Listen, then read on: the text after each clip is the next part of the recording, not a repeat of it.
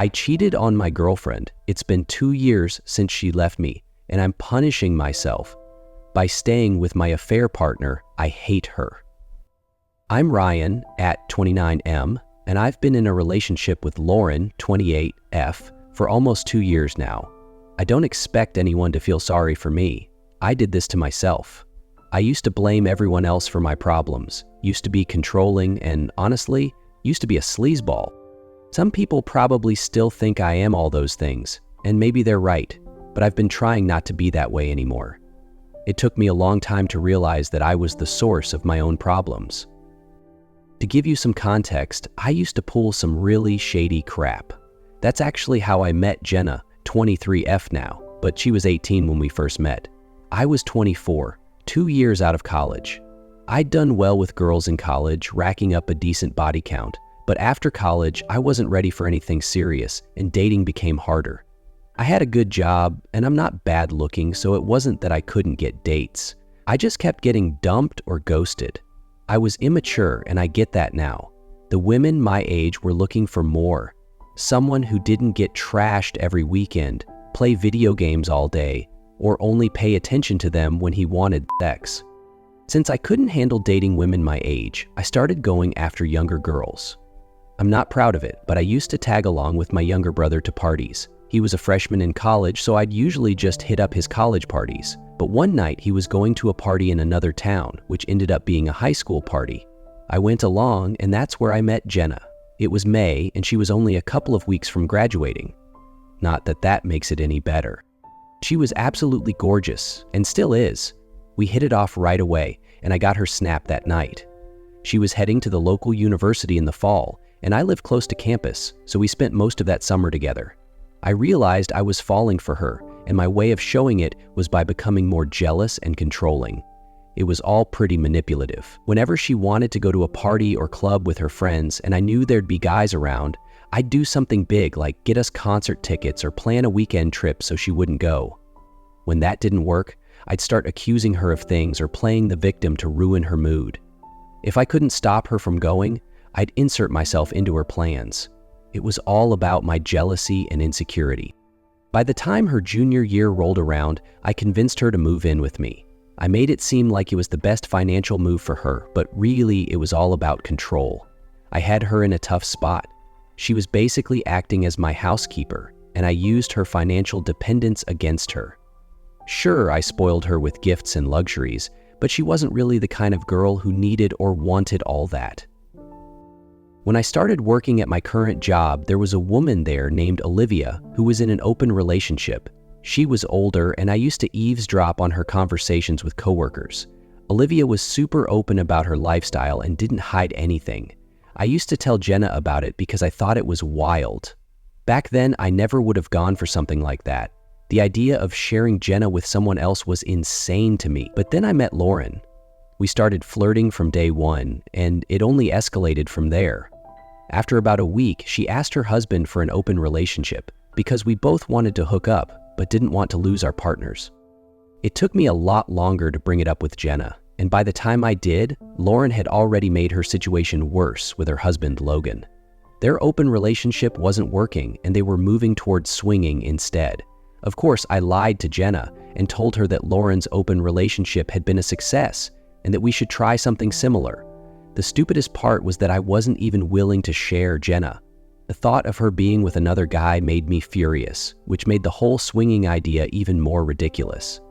I just wanted to sleep with Lauren and was willing to go through this whole insane charade to make it happen. Lauren was too. She didn't have much respect for Logan. She thought he was a pushover. When Logan was about to leave her over the open relationship she forced on him, she had to backtrack and push for swinging as a way to keep control over him. She thought it would bring him back under her thumb. I know this because she told me straight up. She was so mad that he was ready to walk out that she became determined to break him. In the process of making all this happen, we completely ignored Jenna and Logan's feelings. We disregarded all their requests for time, space, communication, and clarity. We gaslit them, pushed them, and gave them false reassurances.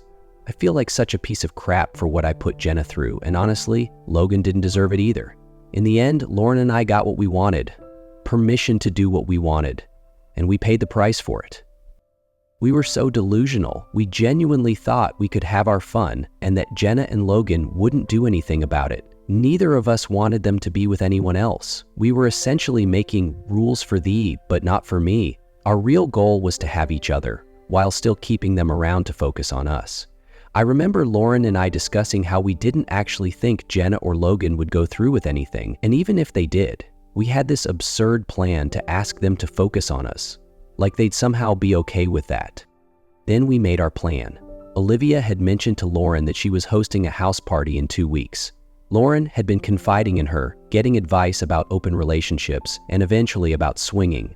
Lauren told me that this party could be our opportunity. She told Olivia about mine and Jenna's supposed interest in swinging, but it was only a half-truth. Olivia had already invited Lauren at that point to help get her and Logan's feet wet. Olivia then agreed to let us come as well. Lauren and I were thrilled to have a chance to make this happen. We had the vibe check, which, unbeknownst to us, was the beginning of our undoing. Turns out, Jenna and Logan had started talking behind our backs. More like comparing notes. They were already onto us.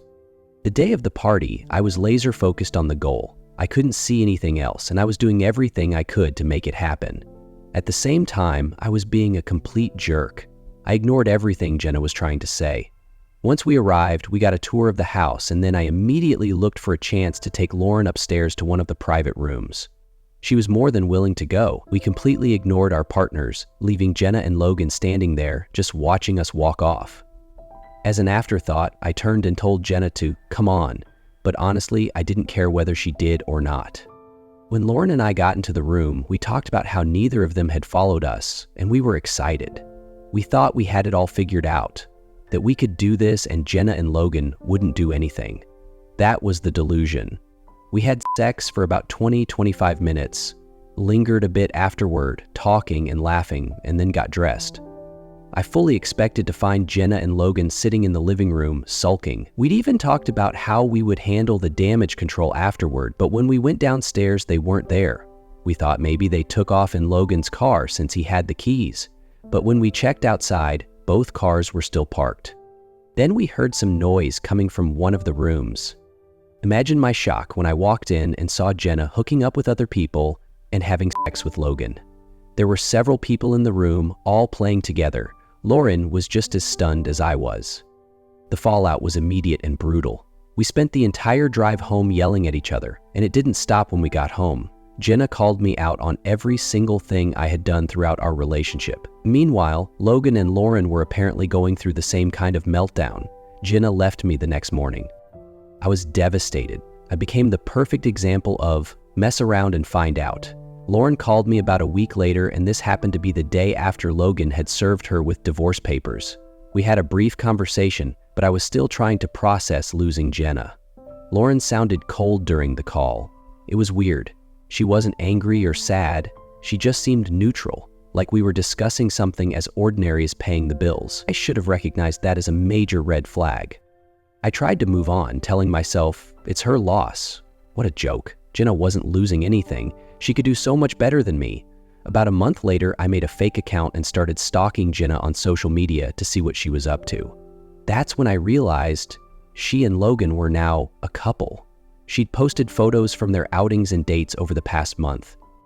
The next week at work, Lauren, who had mostly ignored me since the party, started being flirty and friendly again. I called her out on it, and she asked if I had seen that Logan and Jenna were together now. She then asked if I wanted to meet up after work and invited me over for dinner. I agreed because, at that point, I figured, why not? Maybe I'd get laid again. She texted me shortly before I got to her apartment, telling me to just let myself in since she was still getting ready. When I walked in, she told me to relax for a bit, that she'd only be another minute. After about 10 minutes, I got a text from her asking me to come into her bedroom. When I walked in, there she was, standing at the foot of her bed. She immediately started seducing me, and from that point on, she was insatiable. She insisted that I stay the night, and she kept up that wild act well into the next day. As I was getting ready to leave that afternoon, she told me that she wanted us to give this a real shot. She said, "Our exes have moved on with each other, so we should do the same." She pointed out that we got along, had fun, and the sex was great, so why not? After the night she had just given me, I figured, sure, why not? I was all in. Things were good at first, but I could tell something was off. Lauren wanted to document and post everything we did together on social media. I don't just mean trips or fancy dinner dates. I mean everything. If I grabbed us Taco Bell after a long day, she'd turn it into this overly romantic post about how we just get each other, or he's a mind reader. She always made it seem like we were the happiest couple on earth, which wasn't really the case. Sure, we were having a lot of sex and she was always planning outings, but the conversations were shallow and the emotional support was non-existent. When my childhood cat passed away at 19, still living with my parents, I was understandably upset. I even got a little emotional at work that day, tearing up a bit. When I told Lauren later that evening, she was visibly uncomfortable. That night, she wanted to get takeout and make another post about it, but I was sad, struggling to even crack a smile. She got annoyed, saying, "It's just a cat." I told her I love that cat. She rolled her eyes and said, "Look, just smile for the fucking photo and stop talking about the cat. Do that, I'll take care of you and you can be sad the rest of the night. Deal?" Of course, I went along with it, but looking back, I should have walked out right then and never looked back. Things only got weirder from there. By this point, we'd been together for about 6 months. I knew Lauren was still constantly checking in on what Logan was doing. One day, she told me she had gotten a new phone. She explained that she read somewhere that everyone should have 2 phones, one for business and one for personal use. I could see that for public figures, but we weren't. We were just regular office workers. I let it slide because it wasn't worth the argument. That night we had sex with every light in the room on, which was odd. Leaving the bedside lamp on wasn't unusual, but this time she had the overhead light on, the bathroom light, and another lamp.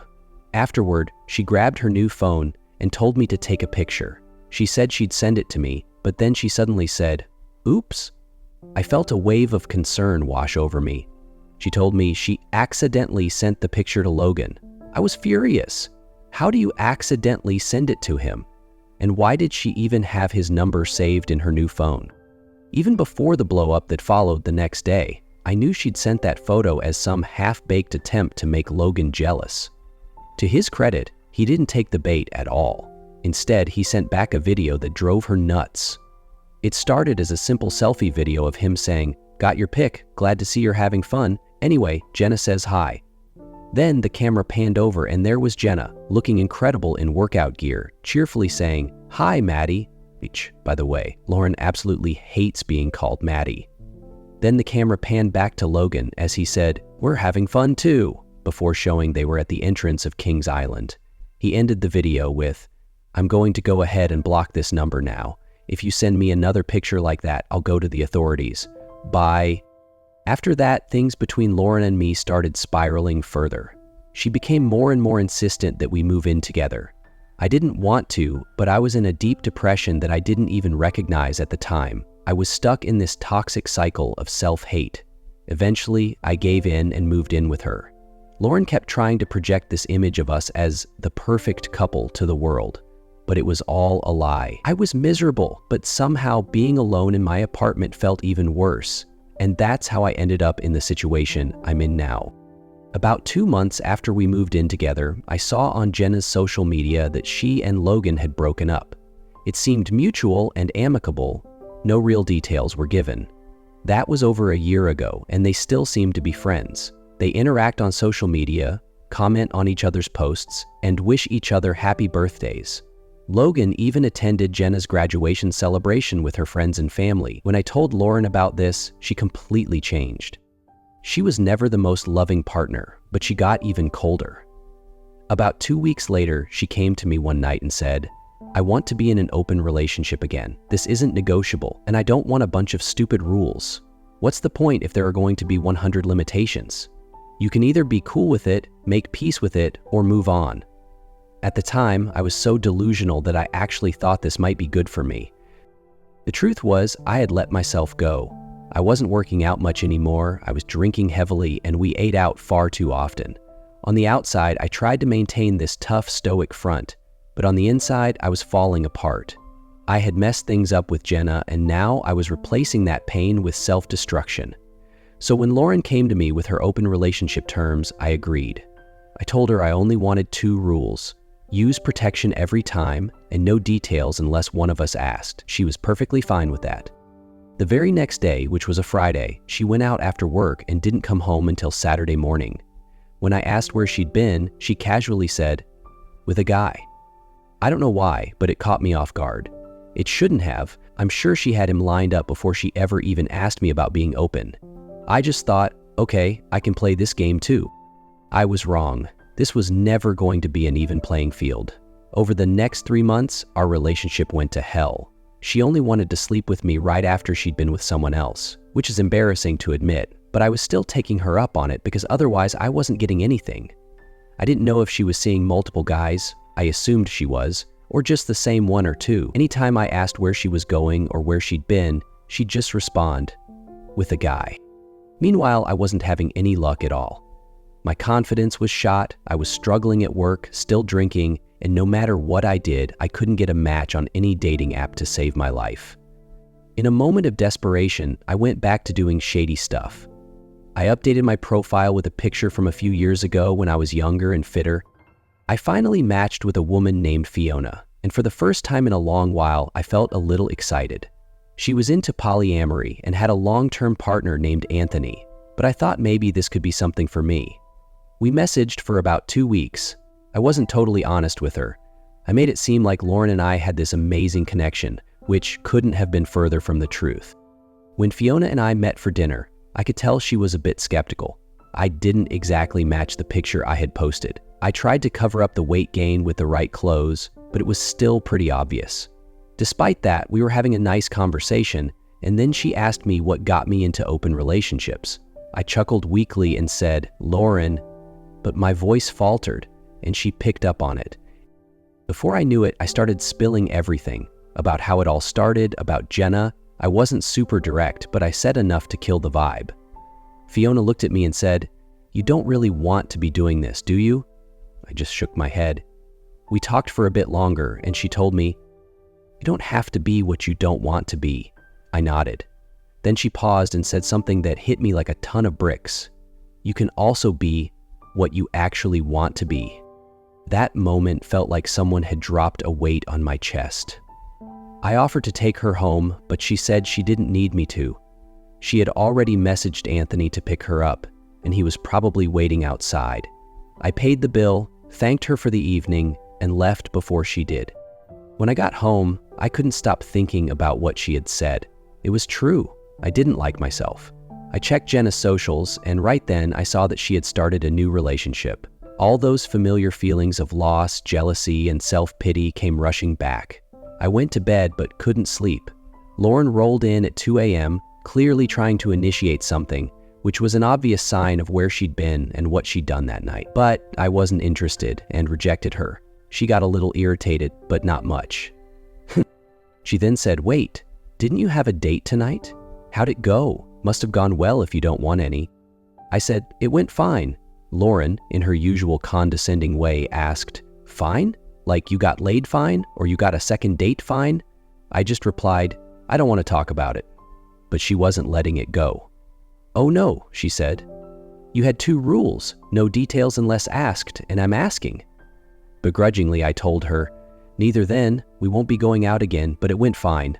She laughed and made an L shape with her hand, mocking me. I'm kidding, I had about the opposite night, so we even out. For the first time, I pressed for more details. "Yeah? What did you do then?" I asked. She didn't hesitate. "I ended up meeting with this couple I've been talking to. I hadn't ever had a threesome, but that changed tonight." I was floored. I'd asked her about doing something like that multiple times since we opened up, and she always told me she wasn't interested. So I called her out on it. Without missing a beat, she shot back, "When I said I wasn't interested, I meant I wasn't interested in doing that with you." That hit hard, and I just walked away. I headed to the kitchen, not wanting to hear another word. She didn't follow me, and I heard the shower turn on as I made my way to the couch. The next day, she went out for coffee with friends like nothing had happened. I stood in front of the mirror for what felt like 15 minutes, just staring at myself. I kept thinking about what Fiona had said, about how quickly Jenna moved on, and how miserable things had become with Lauren. I hated who I was looking at. That's when I decided to take Fiona's words to heart. I could be the person I wanted to be. That was just over a year ago now. I'm still living with Lauren, but everything has changed. I'm polite, I'm cordial, but I refuse to sleep with her. She's noticed and has been going out more often, probably with at least 2 full-time friends with benefits by now, but I don't care. I've been sober for a year and started hitting the gym again. Honestly, I'm in better shape now than I ever was. I've also thrown myself into work. I've been taking on extra responsibilities, pushing myself to tackle more difficult assignments and getting noticed for it. I've set a long-term goal for myself, to one day become a VP. Therapy has been a game changer too. I've been attending bi-weekly sessions for the past year, working through my shame and confronting my own toxic behaviors. It's been tough, but I know it's going to pay off when I eventually start dating again. I haven't tried to pursue a relationship during this time.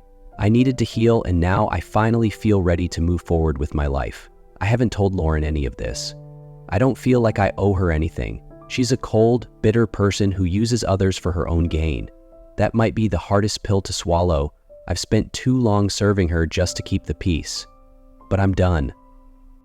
I've lined up a new apartment and will be moving out this week. I'm just going to pack up and leave a note behind. I've also found a new job. A competitor was looking to fill a director position.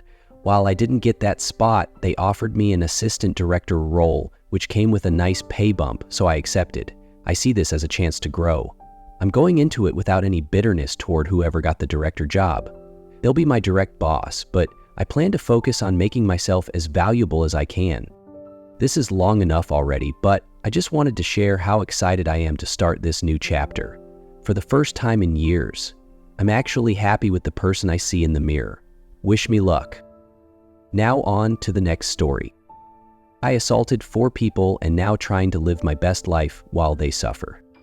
I never thought that I'd be posting my story for advice from internet strangers, but my brother always spoke about how helpful it can be, so here I am, on Reddit. Trigger warning, my story does include some violence. I'll start off by introducing myself. I'm Caleb, Cal for short, and I'm a 21-year-old male. I have an identical twin brother, Liam. My brother and I were always the best of friends. No sibling rivalry or anything of the sort. I always wanted what was best for Liam, and he always wanted what was best for me. When Liam and I were 11, he confessed to me that he was attracted to boys and hoped that I would be by his side while he told our parents, currently 46M/F. After around 30 seconds of processing, I turned to him and said, "So you'll still ask Amber if she'll go out with me then?" We both chuckled and proceeded to tell our parents, who, for West Wallian farmers, took it extremely well. The next week we started secondary school, where Liam decided to be open about his true self, and after a year of fighting children our age and much older, people just accepted it. It helped that Liam was an extremely talented athlete and was exceptional at both football and rugby. I wasn't bad either, but he was something special. Now, I sincerely hope that no one takes offense to this, but Liam wasn't exactly what you'd expect from a gay teenager. Or maybe what I should say is that he's not what the media would portray a gay teenage boy to be. He loved his sport, was always seen as just one of the boys, had no feminine tendencies or female friends, and quite frankly, he dressed awfully. When we were both 16, Liam received an academic and sports scholarship to a reputable private school. I stayed home to attend my normal secondary school because, although I'd caught up with him athletically, I was nowhere near as bright. It was rough saying goodbye, but he promised he'd call every day, and to his credit, he did. I loved hearing how he was doing. He was doing amazingly with his rugby and was enjoying the intellectual challenge of his new school. 2 months later, by chance, my school was drawn against his in a rugby cup competition. It was our first time playing against each other. Much to everyone's shock, we managed to win the game, and afterwards, Liam took me to the side to introduce me to Harry, his first boyfriend. He seemed great, and Liam appeared to be really happy, so there were no complaints from me. After a few weeks, his phone calls became less and less frequent. Naturally, I was worried, but chalked it down to the new relationship.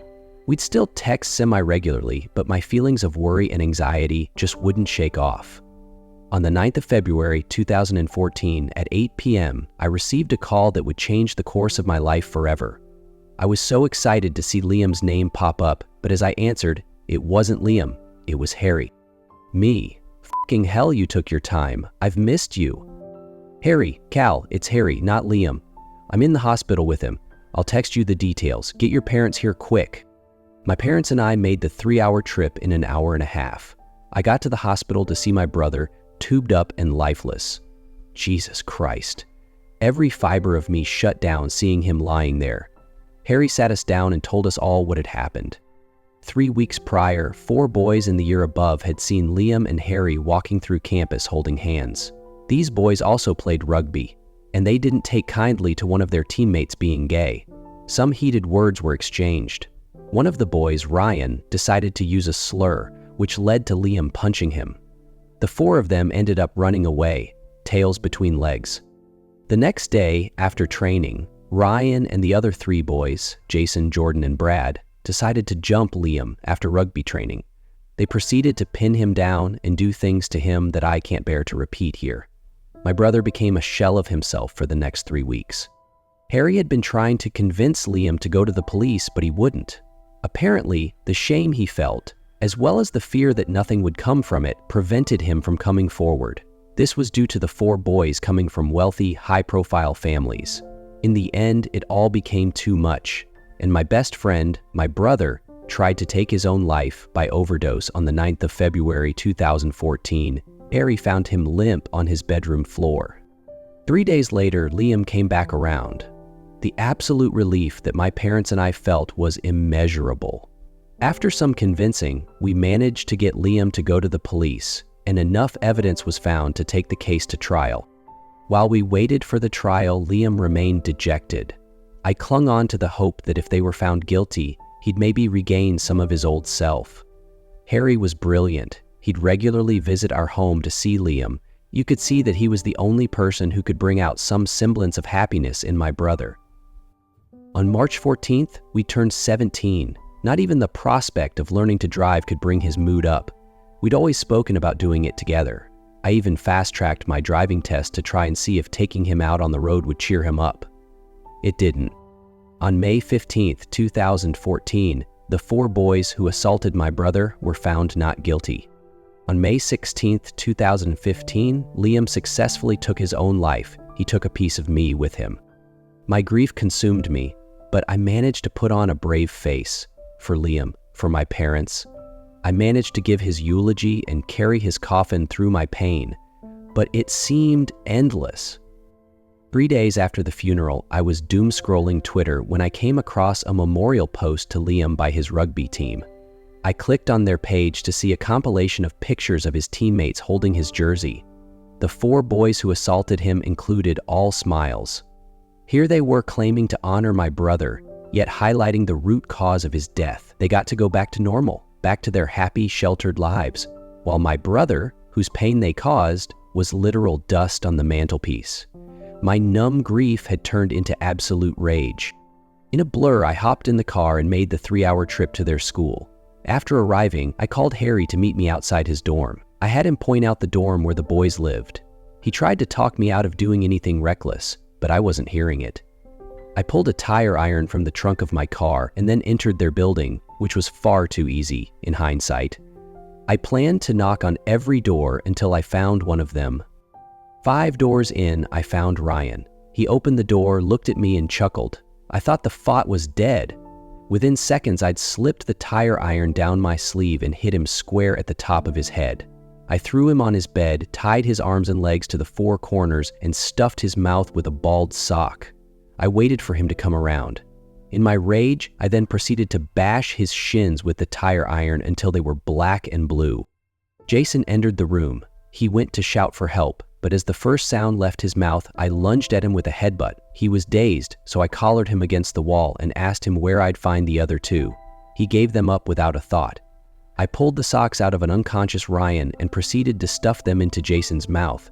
I punched him repeatedly in the ribs before headbutting him one last time, breaking his nose and making sure the back of his head hit the wall. I walked across the corridor to the room Jordan and Brad were meant to be sharing. They were there. I coughed to get their attention before hitting Jordan flush in the cheek with the tire iron. I then turned to a stunned Brad and hit him square on the kneecap. Again, I gagged both of them with a pair of balled-up socks before unleashing every molecule of pent-up rage that was inside me. I grabbed a cricket bat from the corner of the room and let loose on both of their legs. Like with Ryan, I hit until they were black and blue. I could feel bones breaking under the force of the bat. Once I'd finished, I walked out to see streams of boys at their doors, looking at me horrified. The whole time, I felt like I was living in some lucid dream, spiritually detached from the rest of the world, yet in mind and body completely present.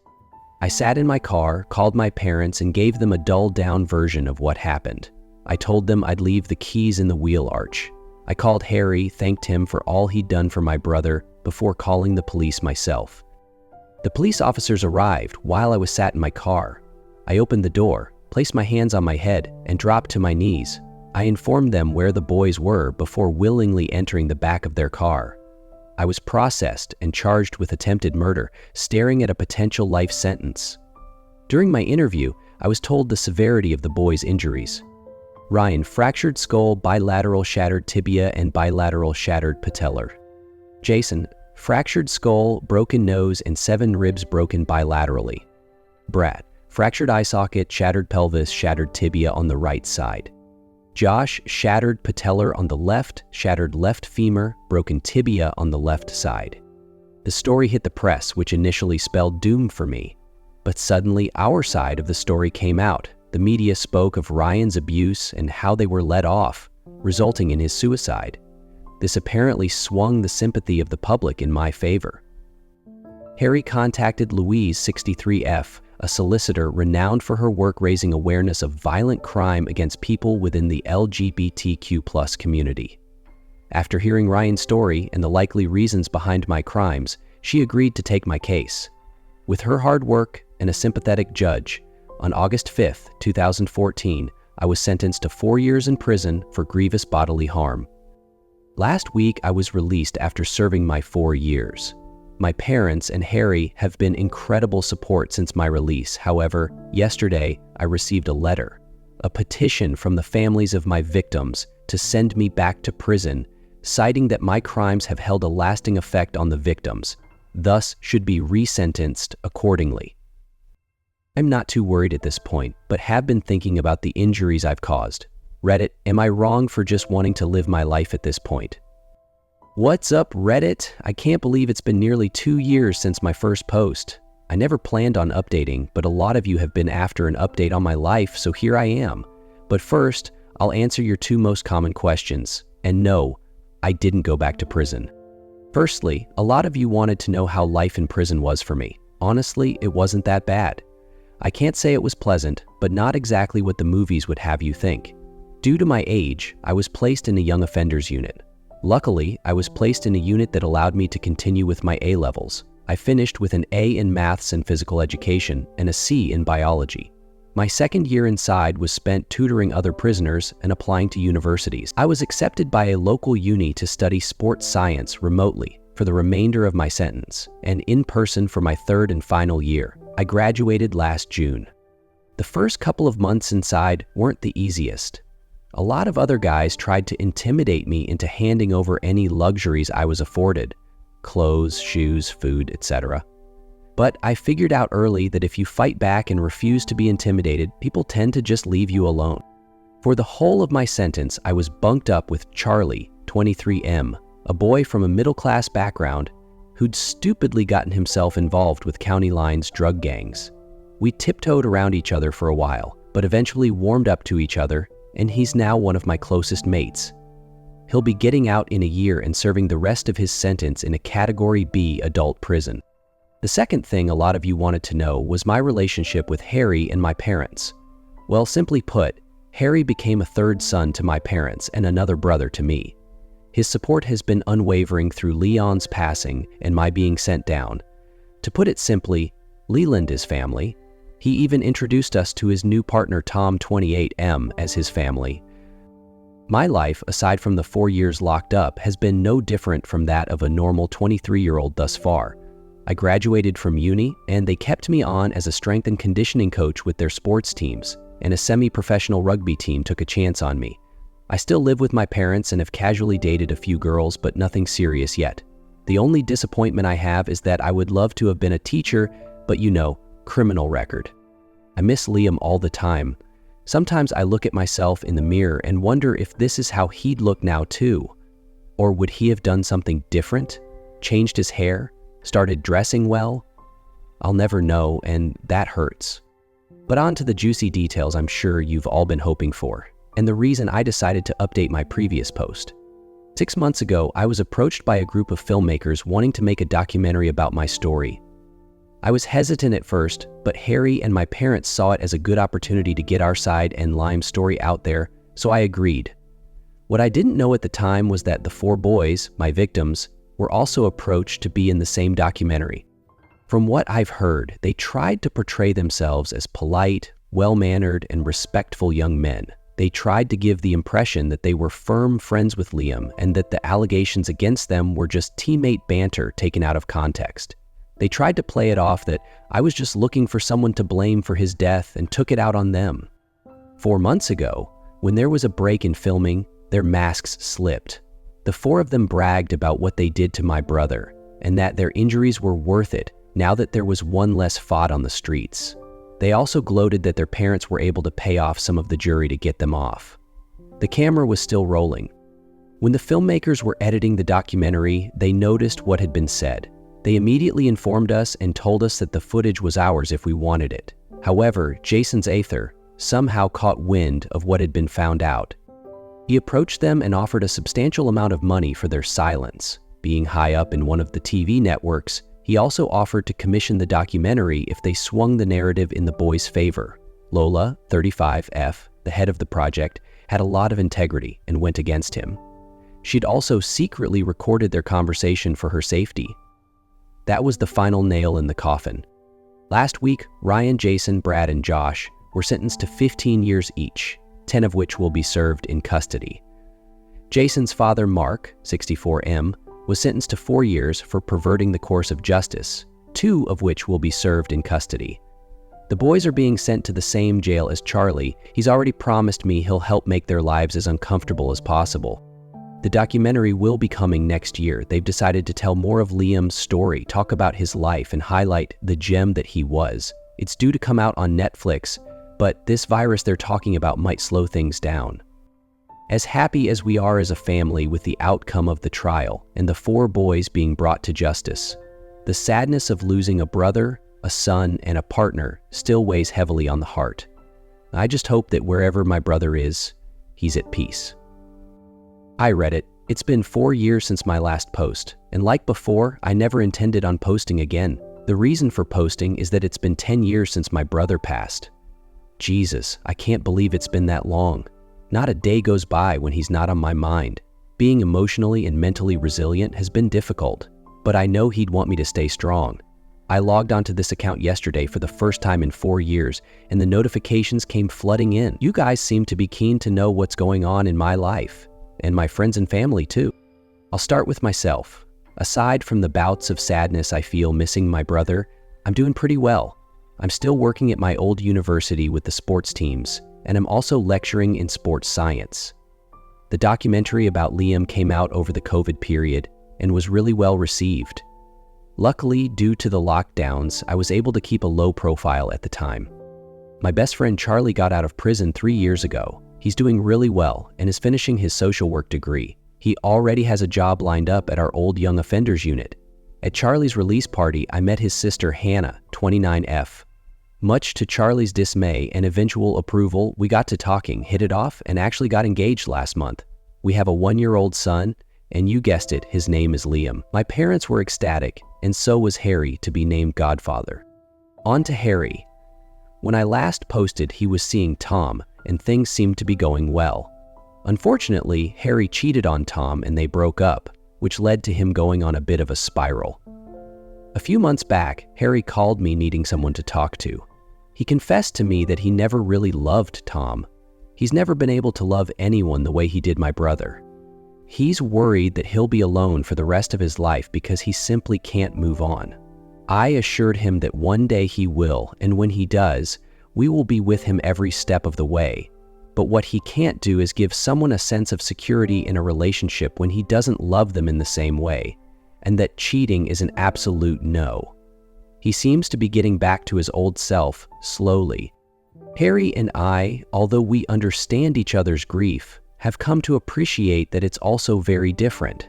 I lost a brother, someone I considered very much a part of me, my best friend. He lost his person, not just someone with whom he fell in love, but his person, the individual he would have likely spent his life with, shared all of his ups and downs with, who he would have built a family with. So I ask you, reader, not to judge him on his actions with Tom, as deplorable as they were, but to try and understand that the only people who can understand his pain would be others who have lost their person. A lot of you asked what Harry's relationship with his own family is like. Unfortunately, there isn't one. Harry is from an old money family who disapproved of his sexuality. They essentially threw his trust fund at him and washed their hands of him.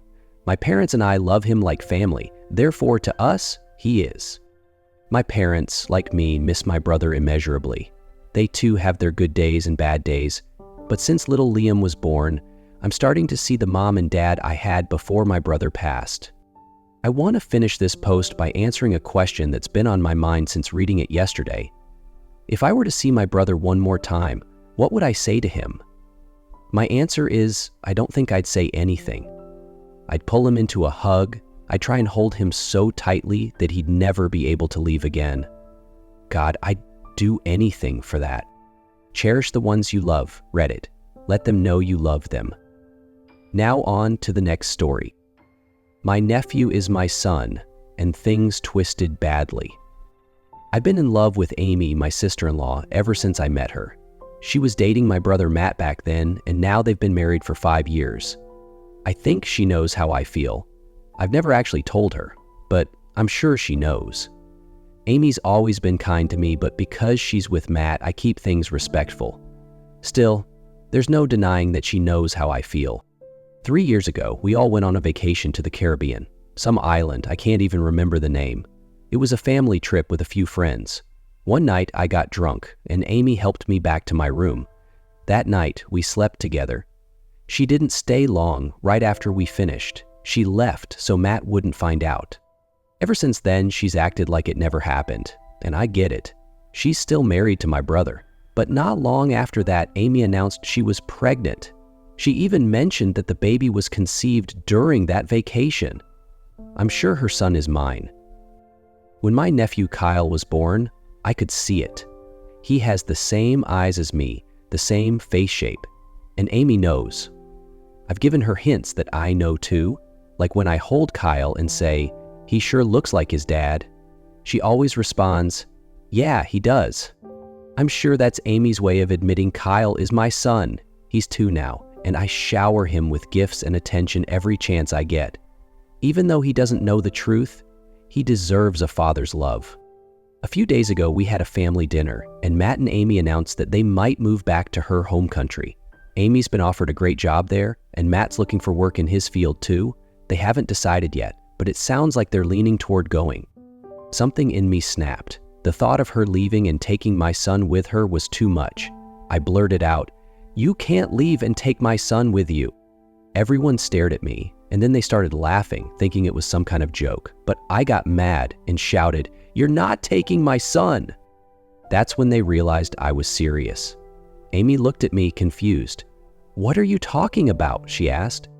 "You know Kyle is mine," I said. "I know Matt wasn't supposed to find out, but I'm not letting you take my son away from me." Everyone just stared, stunned. Their eyes shifted between me and Amy. She looked frozen, like she couldn't believe what I was saying, so I kept going. "I know he's mine. You even admitted it. You said Kyle was conceived on that island we went to, remember? We slept together, so I know he's mine." It felt like forever before Amy finally spoke. When she did, she was furious. "How dare you," she said. "Kyle is Matt's son. Matt is my husband. He's the only man I've been with, and even if he weren't, you would never be the father of my child." I couldn't believe the anger coming from her. I guess I deserved it for exposing what we did, but it still hurt hearing her say that. She left me no choice though. I'm not losing my son. That day ended badly. Matt yelled at me and even punched me. My parents were furious and told me to leave, so I did. I don't know what's going to happen next, but I'm not giving up on my son. I heard Jack's been staying at our parents' place. This seemed like the perfect time to talk to Amy. I know yesterday wasn't supposed to go down like that, but I just couldn't let her leave with my son. So I went to her house to talk about Kyle, about us. But that didn't go the way I hoped. She wouldn't even open the door and kept yelling at me to leave. I don't understand it. It was just the two of us. We could have been honest for once and talked about our son. We don't need to keep up this charade anymore. We could finally be open about our future together, but instead she's locking me out, screaming at me. Why? Why is she threatening to call the police? Through the door, she yelled that I ruined her marriage. But her marriage doesn't count, not if she was meant to be with me. Her being with Matt was always going to be temporary. I know she knows that. She's supposed to be with me. That's why we had Kyle. I get that she cares about Matt and doesn't want to hurt him too badly, but you can't make an omelet without breaking a few eggs. Matt's a good egg. I left before she could call the cops, but I tried calling and texting her afterward. I'm blocked. I think she's taking this act way too far. How are we going to be together if she keeps me away from her and our child? Now's the time to get our plans back on track. She should understand that now that everything's out in the open, she can drop the act. Matt and our parents will have to accept that she and I are meant to be together. Our future is clear. Matt called me later yelling at me to stay away from his wife. I think he's starting to realize that soon she'll be my wife, and he's trying to hold on as long as he can. I don't blame him. She's perfect. But it's time for Amy and me to finally be together. I've been patient, staying on the sidelines out of respect for him, but now it's time for me to take my rightful place as Amy's husband. Matt's had his time with her and he should be grateful for it, but he needs to understand that was always temporary. Now it's my turn to be with Amy. There was at least one good thing about today. I bought some toys for Kyle and a pair of beautiful earrings for Amy that I saw in a shop window. I can start treating her like the queen she is, now that we both know she'll soon be mine. The DNA test results. Matt sent me the results of a DNA test. It says he's Kyle's father. I'm sure that was a shock to Amy too. And honestly, I don't even know if I trust those results. They never asked me to submit anything for the test. Maybe because Matt and I are brothers, the results got mixed up. So how can they be so sure Kyle isn't mine? This doesn't change how I feel about Amy. If anything, it just means that Matt will always have some role in our lives because he's Kyle's biological father. But I still believe Amy and I can have our happily ever after, even with Matt in the background. He just needs to do the honorable thing and step aside. He has to understand that his time with her is over. This is the end of her and Matt, so even if Kyle isn't biologically mine, I'll raise him like he is. Matt will have to figure out how to be part of Kyle's life with me as Kyle's loving stepdad. I still see a bright future for all of us. It's frustrating that Matt refuses to let go. I know Amy's just trying to let him down easy, but I've been patient long enough. It's time for her to rip off the Band-Aid and leave him. For me. I've driven past their house a few times, but Matt's always there or no one's home. It's starting to test my patience. Amy needs to break up with him. She needs to end this for good. It's our time and Matt is only getting in the way. She needs to unblock me so we can talk, so we can make our plans. And if Matt's forcing her to stay, I have to be there to protect her. He can't stand in the way of our future together. Amy's perspective. My brother-in-law is destroying my marriage. I don't understand how we got here. A few days ago, I had a perfect marriage, and now my husband is staying at his parents' house, all because of his delusional brother. You choose your husband, not his family. If I could, I'd never have chosen Andrew as my brother-in-law. I've always known Andrew had a thing for me, but I kept him at a polite distance. He's my husband's brother, after all. If he weren't, I'd have put a lot more distance between us. Matt and I have been married for 5 years, and we have a 2-year-old son, Kyle. He looks just like his dad. Our life was perfect, and it seemed like it was about to get even better, until everything fell apart. A few weeks ago, I was contacted by a major company in Ireland, my home country. My high school best friend is stepping down from her job due to a disability. She lost her leg below the knee in a car accident last year and tried to keep working, but it became too much for her. The company didn't want to let her go at first, so they let her work from home. But in her position, she needed to travel and meet clients often, so they reached a compromise. She would stay on as an external consultant and recommend her replacement. She put me at the top of her list as her replacement. It's a fantastic opportunity for our family, but of course, I didn't commit to anything without talking to Matt. He loved the idea but doesn't want to be a stay-at-home dad, so he started looking for work in his field over there. We were exploring our options before making any decisions. Naturally, we wanted to share this news with Matt's family. That's when everything went to hell. We told everyone about our plans, and out of nowhere, Andrew claimed I couldn't take his son. Somehow, he's convinced himself that Kyle is his child. I have no idea how he got that in his head. After he and Matt yelled at each other, Andrew said that he and I had slept together during our family vacation in Barbados. It's true that Kyle was conceived on that trip, but I never slept with Andrew. Not then, not ever. I was with Matt every night. Kyle is Matt's son. I'd stake my life on it. I kept telling Andrew that we never slept together, and there's no way Kyle could be his, but he's convinced that Kyle is his, and he actually thinks I've been dropping hints about it. I have no idea where he's getting this from. Even if Matt weren't in my life, I'd never sleep with Andrew.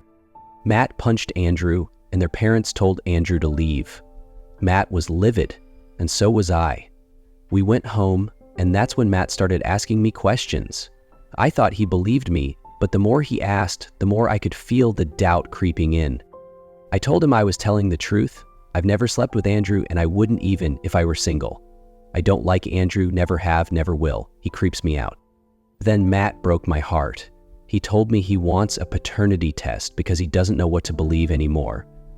I told him how much it hurt me that he was even asking for this, but if it's the only way to solve this mess, I'll give him what he wants. Kyle is his son. I always thought he knew that. Asking for a paternity test is painful, but I agreed. If that's what it takes, then fine. But, as if that wasn't enough, Matt packed his bags and said he was going to stay with his parents for a few days. I couldn't even respond. I just cried. Andrew is destroying my marriage. I want my husband back. I'm afraid here, alone. Yesterday, Andrew came by, but I didn't let him in. Luckily, Kyle was with my friend, his godmother, who takes him for a day every so often. Andrew wanted to talk, but I was home alone, and I don't want him anywhere near me. Andrew is ruining my marriage. I always kept him at a distance. Why does he think we had anything? Why would he ever believe I would sleep with him? I love Matt. I've always loved only Matt. Andrew has always been just his brother, the one who creeped me out. Andrew only went away after I threatened to call the police. I called Matt, begging him to come back home. I told him about Andrew coming by, how I didn't open the door, but how scared I am. I'm afraid here alone with Kyle. I even told Matt I'd move to the guest room if he needed space. Just please don't leave me alone. Matt was home within minutes. As soon as he walked in, I threw myself into his arms, crying and refusing to let go. I think that's when he realized just how much Andrew frightened me. Even with everything going on, we still love each other. I forgive Matt for asking for the paternity test. I'll still do it. I forgive him for leaving, but he came back when I needed him. I tried to stop him, but Matt called Andrew and yelled at him to leave me alone. After Matt calmed down, we sat down and talked about Andrew. I told him why I've always been creeped out by Andrew. He's always looked at me in this weird way. Up until the dinner, he never crossed any real lines, but he was always hanging around me at family events. Matt admitted he noticed Andrew's behavior, but didn't realize I was uncomfortable. He thought it was just Andrew being Andrew. I told him I'm cutting Andrew out of my life forever. If that means I miss family events because Andrew is there, so be it. The only thing I want to send him is the paternity test result. Maybe that will wake him up from his delusion. Matt took a moment and said he understood. And while he's leaning toward cutting Andrew off too, Andrew is still his brother, and he feels he has to try to reason with him first.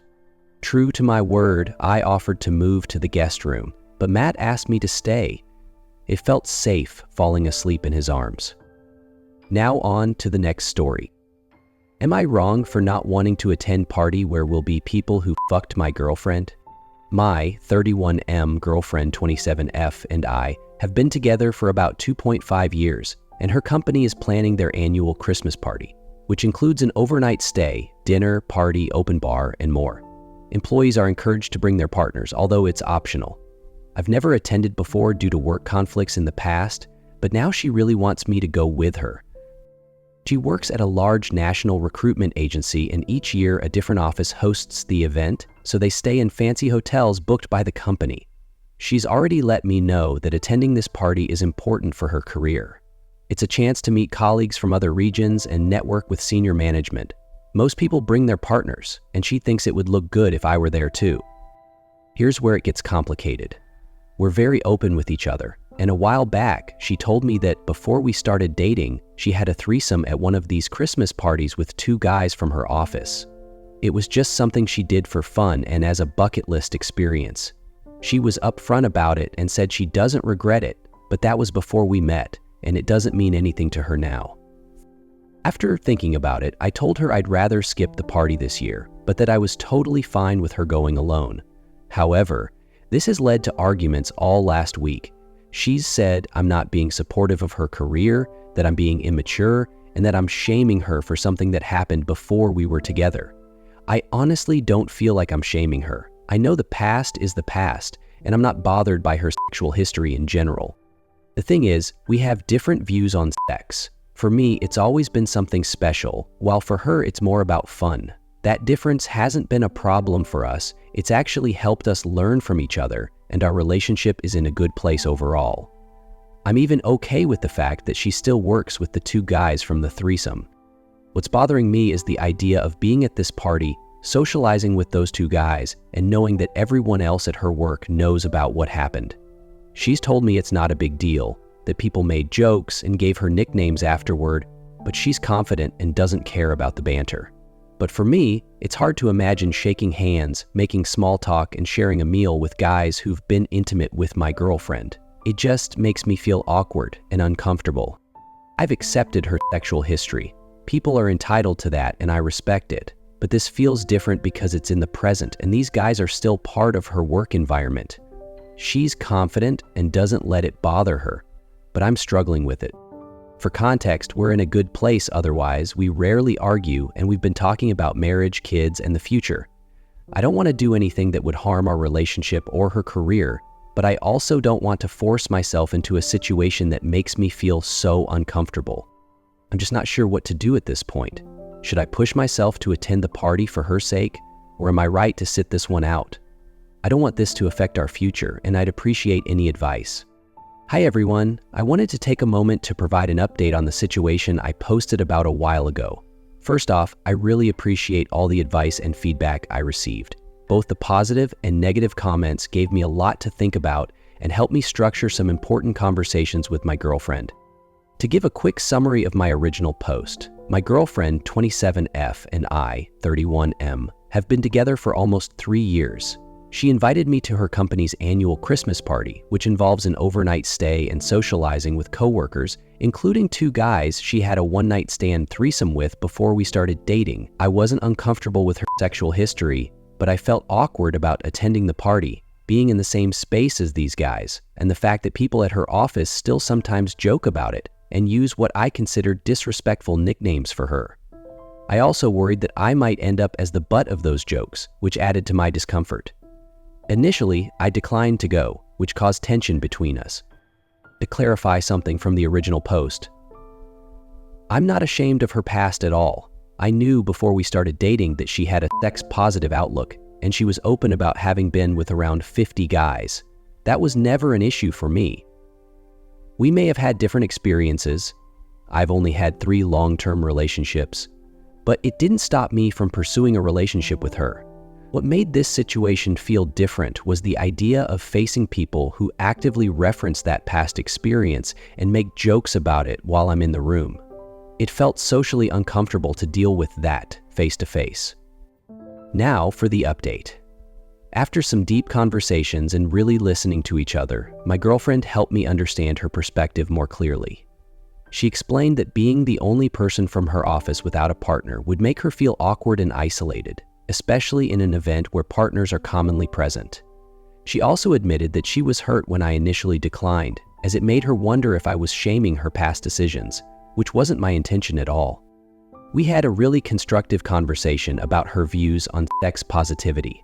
She explained how she's proud of owning her past and that terms like SLUT don't bother her because she's reclaimed them as a way to celebrate her sexuality.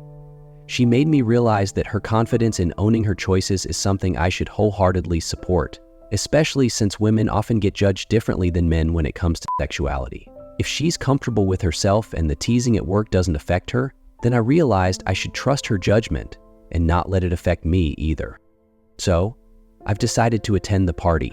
I still have some reservations, but I understand now that it's important to show my support for her career and her confidence in this environment.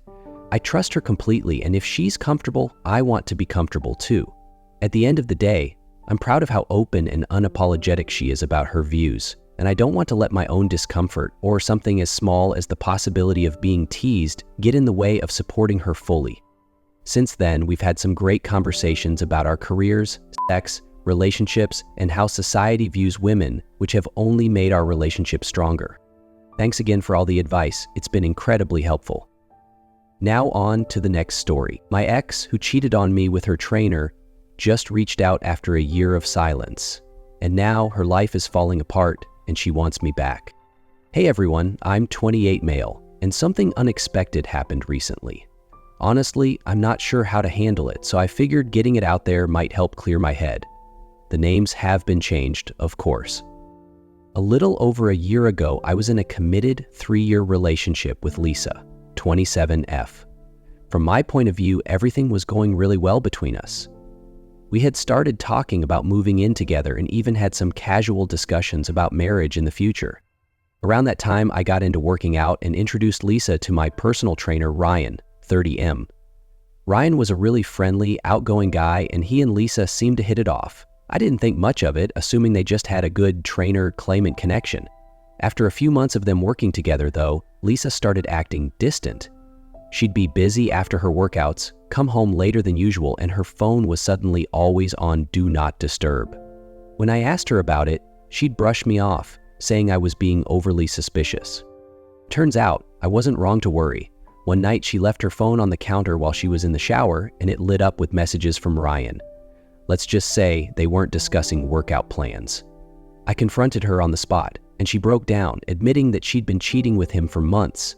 She told me she fell in love with Ryan and that it wasn't anything I did, it was just something that happened. Within a week, she packed up her stuff and moved in with him. That was the hardest time of my life. It felt like my whole world had been flipped upside down.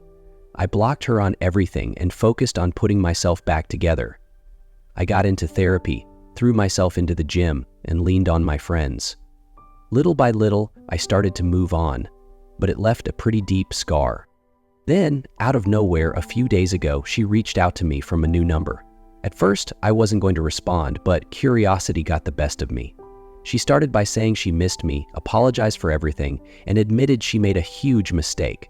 Apparently, things with Ryan went south quickly. She found out he was cheating on her, yeah, the irony, and now they've broken up. She's feeling lost and miserable. She also said she's been thinking about me for months but was too ashamed to reach out until now. She told me she realizes now that what we had was real and that she wants to make things right. She claimed she's willing to do anything to prove she's changed and asked if we could meet up and talk. Now, here's where I'm stuck. Part of me still has some leftover feelings for her, but the other part is yelling at me to block her again and move on for good. I'm not sure if I could ever trust her again after what she did, but hearing how broken she sounded stirred something up inside me. Maybe it's just pity or nostalgia, or maybe I'm being foolish. So here I am, trying to figure out if I should give her a chance to explain or if I should leave her in the past where she belongs. What would you guys do? Hey everyone, I wasn't planning on giving an update, but after meeting up with my ex, I feel like I need to get this off my chest. So we met up yesterday over coffee. I wasn't sure what I was walking into, part of me just wanted closure, while another part was still curious about what she had to say. We ended up talking for a solid couple of hours, and honestly, there was a lot to unpack. Lisa started off by apologizing. She admitted that leaving me for Ryan was the biggest mistake of her life, and she's been dealing with the fallout ever since.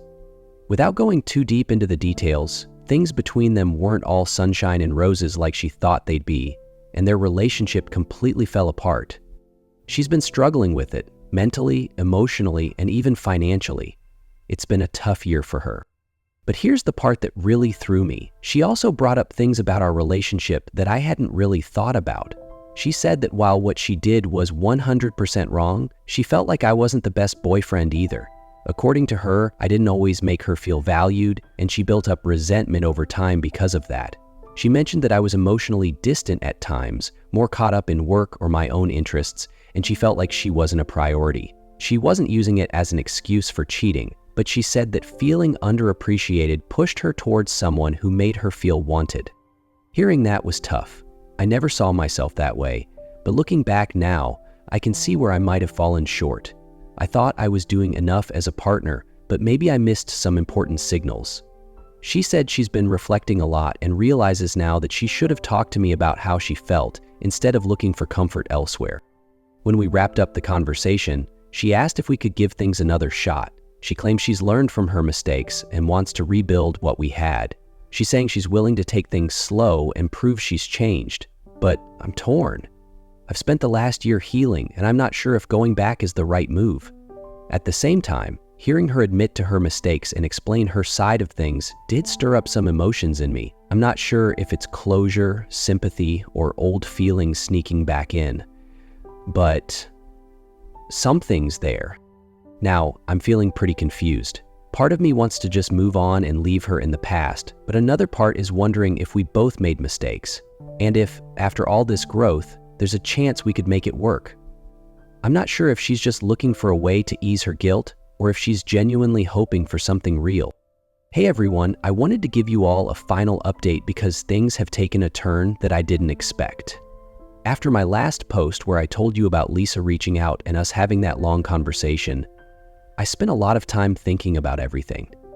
I gave myself a few days to really reflect and figure out what I wanted and, more importantly, what was best for me.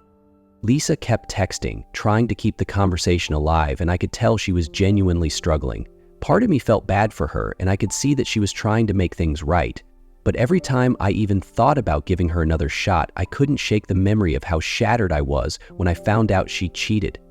That betrayal broke something inside me, and even though she apologized, I realized that trust might never fully return. I was already leaning towards moving on, but then something happened that sealed the deal for me. Just a couple of days ago, I got a message from a mutual friend of ours.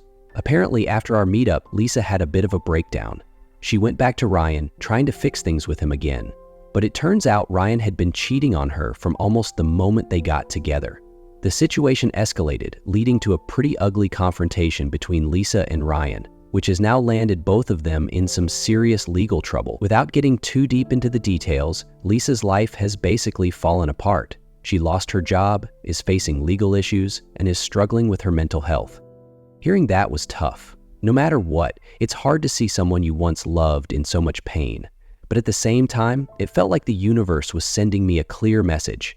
I realized that Lisa wasn't reaching out to me because she loved me or wanted to rebuild what we had. She was desperate and had nowhere else to go. I would have been her safety net, not her first choice. So I made my decision. I've cut off all contact with her. I wished her the best, but I told her it was time for both of us to move on. It's the healthiest choice for both of us. As for me, I've been doing really well. Since Lisa and I broke up, I've focused on myself, my career, and building new connections. I'm in a good place mentally and emotionally now, and I've even started dabbling with the dating apps. Lol, they're a mess, but better than my last situation. For the first time in a long while, I feel like I'm truly happy again. Thank you for all the comments, both good and bad, and useful and useless. If there's one big takeaway from all of this, it's that sometimes the past is better left in the past. People can change and grow, but that doesn't always mean they're meant to be part of your future. Thanks to everyone who gave me advice and support through all of this. It's been a wild ride, but I'm finally at peace. Stay strong, everyone. You deserve better than settling for someone who didn't see your worth the first time around. Now on to the next story. I'm horrified of my daughter going on a date.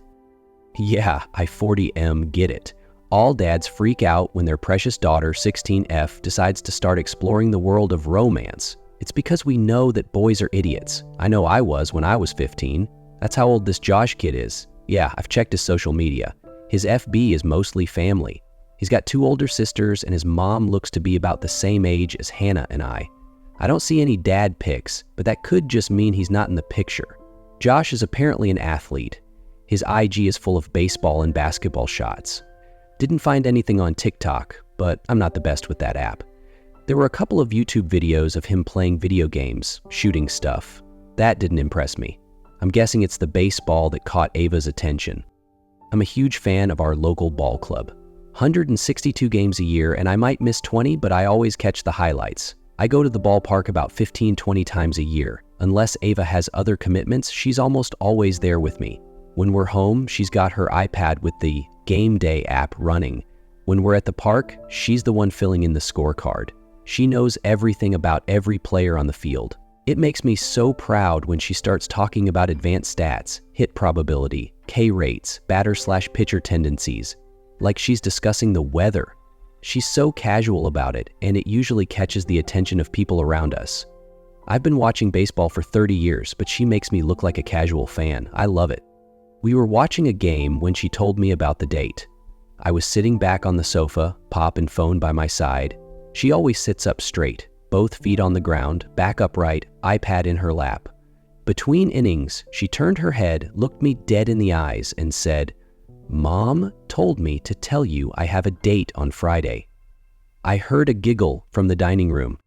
I played it cool though. I smiled, sat up a little straighter, and asked, "What's his name? Where does he live? And what does he want to do with his life?" She turned back to the TV and said, "Game's back on."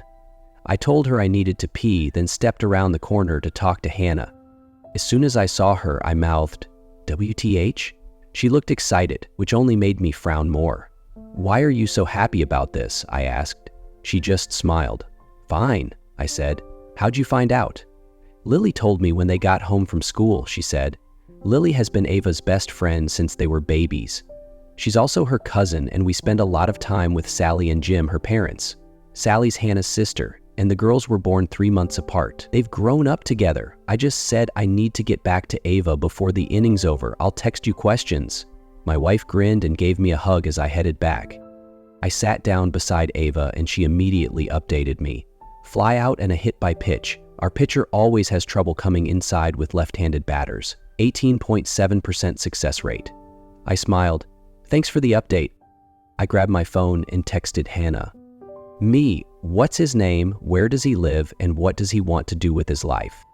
Her, his name is Josh, he lives in Parkside. And, I'm not answering the last question. How would I even know that? Me, because we don't let our daughter date someone we don't know. That's why. Her, it's gonna be fine, honey. Sally, Jim, and Lily are coming over after the game for snacks. We can ask Lily for more info. Me, okay. We'll talk more once we get the details. That's when I started diving into Josh's social media. During commercial breaks, I managed to get a little more info from Ava. She confirmed his name is Josh, she met him in the school cafeteria, and she's known him for 17 days. 17. And he plays on the school baseball team. That's about as much as I could get before I noticed her getting frustrated. She does this little chin quiver thing when she's about to get upset, and I've learned to back off when I see it. I'm feeling worried. No doubt about it. My daughter is beautiful, not just daddy's eyes beautiful, but stunningly beautiful. When she was 3 months old, Hannah had professional baby photos done. The photographer didn't charge us as long as we gave permission to enter the pictures into a contest. We agreed, she won, and we ended up with a $5,000 check. Ever since then, Ava has done kids and teen modeling. All the money goes into her college fund. We haven't had to worry about boys until now because Ava's always been all business at school. She and Lily get dropped off 10 minutes before class. They have side-by-side lockers and they share homeroom. Ava goes from class to class, always sitting in the front taking notes, never disrupting anyone. During free periods, she goes to homeroom to finish homework. She excels in subjects she loves like math, physics, and biology. Though she struggles with reading and writing, it's fine though. The structure works for her and she's doing well. Outside of school, Ava loves horseback riding, swimming, and volunteering at the zoo. She doesn't meet boys there. She rides alone, sticks to her lane in the pool, and works with adults at the zoo. She's all about animals. She can name species you've never heard of. The point is, I've never had to worry about a boy catching her eye. Until now. Please don't get me wrong, she's not a hermit. She's been to birthday parties and played at the park, but I've never seen her connect with a boy before. I guess I've been living in some fantasy where I'd never have to face this. What do I need to really worry about here? What can I do to keep her safe? What questions can I ask without sounding like a crazy person? I need help not screwing this up with my daughter. I'm worried. I'll update you tonight or tomorrow once I know if this date is better or worse than I'm expecting. Update. Sally, Jim, and Lily came by after the game. Sally and my wife Hannah generally sit in the living room with a bottle of wine and do the sister talk thing. Lily and Ava headed up to Ava's room. Jim and I went down to the basement to play some darts and drink a couple of brews. I wasn't expecting much tea, as they say nowadays, from Jim because he's pretty indifferent to this sort of thing.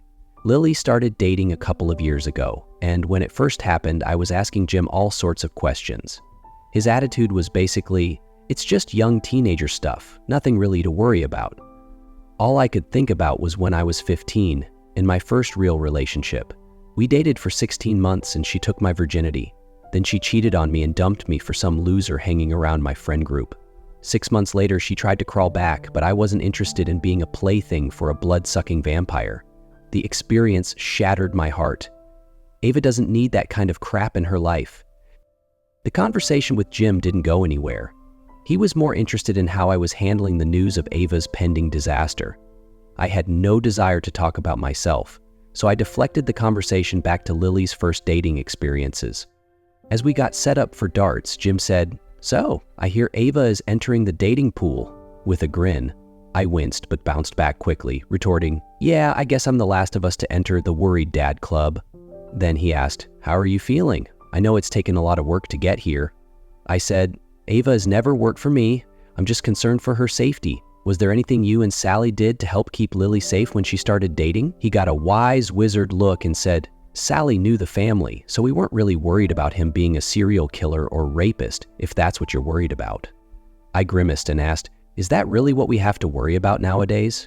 He laughed, which only made me angrier, and said, "Nah, man, kids need to explore these feelings. They'll do it with or without you knowing. All we can do is try to keep it on a fair playing field. You know, I know, but I tried to figure it out while he kicked my butt in darts." By 10:30, Sally, Jim, and Lily had left. Hannah helped Ava with her bedtime routine, and by 11, we were finally able to sit down. Our bed has always been our meeting spot. No matter how busy life gets, we end the day sharing what's going on with the kids and each other. Whether the night ends in intimacy, affection, or just conversation, it works for us, most of the time. Last night was different. Hannah hopped into bed, flashed a smile that clearly said she wanted to get frisky, and asked, "So, how'd the chat with Jim go?" I was baffled that she wasn't taking this seriously. I should have been more careful, but I messed up and said, "WTF would Jim know? He doesn't give a shit about his daughter." Cue Morgan Freeman's voice. It was at this moment he realized he'd effed up. Hannah went from ready to get it on to furious in seconds. She hopped back out of bed with an impressively fast move thanks to her gymnast background and stared me down. "You're an overprotective asshole, and you don't respect what Sally, Jim, and Lily have done to help us with Ava," she shouted before storming out of the room. I know I'm a good person, but I make mistakes. It became clear I'd let my emotions run wild. I went downstairs, found Hannah crying on the sofa, and held her. I told her how hard this was for me and promised I'd try to understand the situation better. I acknowledged how much her family was helping us, and we calmed down. I do believe everything I said, but I'm still scared. because I feel like our situation is different. I feel like everything I do is better because of it. The way I consoled her, I feel like everything I said. As we went back upstairs, I peeked into Ava's room. Watching her sleep always calms me. She was on her back, arms over her chest like she was hugging herself. The room was lit with a soft purple glow from her iHome mood light, and the sound of gentle rain was playing. She always plays sounds when she's anxious. I quietly shut the door, feeling more at peace. We didn't have much time to discuss the situation after that. We hugged and kissed this morning, so I think we've worked through my bad attitude, but I still don't know what my wife knows. It's Thursday and time is running out. I'd really appreciate some help here. I'm clearly drowning. I'll give another update once I know more, assuming I can handle the situation without losing my mind. I've found myself thinking about the time my wife and I experienced every parent's worst nightmare. I do realize that there are way too many parents that have experienced much worse in this crazy world, but this was enough to scare the living daylights out of my wife and me forever. It started when Ava was 7, and we were heading to this mall, hotel, and casino complex in the capital city. We were going because I had board meetings with a national charity that I was vice president of at the time. We had our youngest, Lily, with us, and she was one. Yeah, we named our daughters after Disney characters, don't judge. My wife and I connected over our love of Disney movies. We both had all the movies on VHS, then DVD, and now we have Disney+. It is what it is, but it drives me nuts how much money we've spent on the same content. Fuck my life. I give myself a little laugh every once in a while when I think of the time I tried to argue that we should name our first boy Gaston. My wife is small and fiery, so I knew that would set her off. LOL, sorry for the sidebar. I just needed to bring a little levity into a scary story. I'm sure that every family has their horror stories about traveling. This day was one of ours. I had to be at the board meeting at noon. The expected check-in time was 11, and we planned to be there by 10. It was a 4-hour drive from home to the hotel, and we planned to leave at 6. Yeah, nothing ever goes to plan. We ended up getting out of the driveway at 6:30, getting stopped for speeding at 8:30. Of course I was trying to make up time, and hitting ridiculous city traffic at 10:45. We got to the hotel 15 minutes before the meeting started. I needed to be there. My wife has always been calm and cool in these situations, as long as no one is provoking her.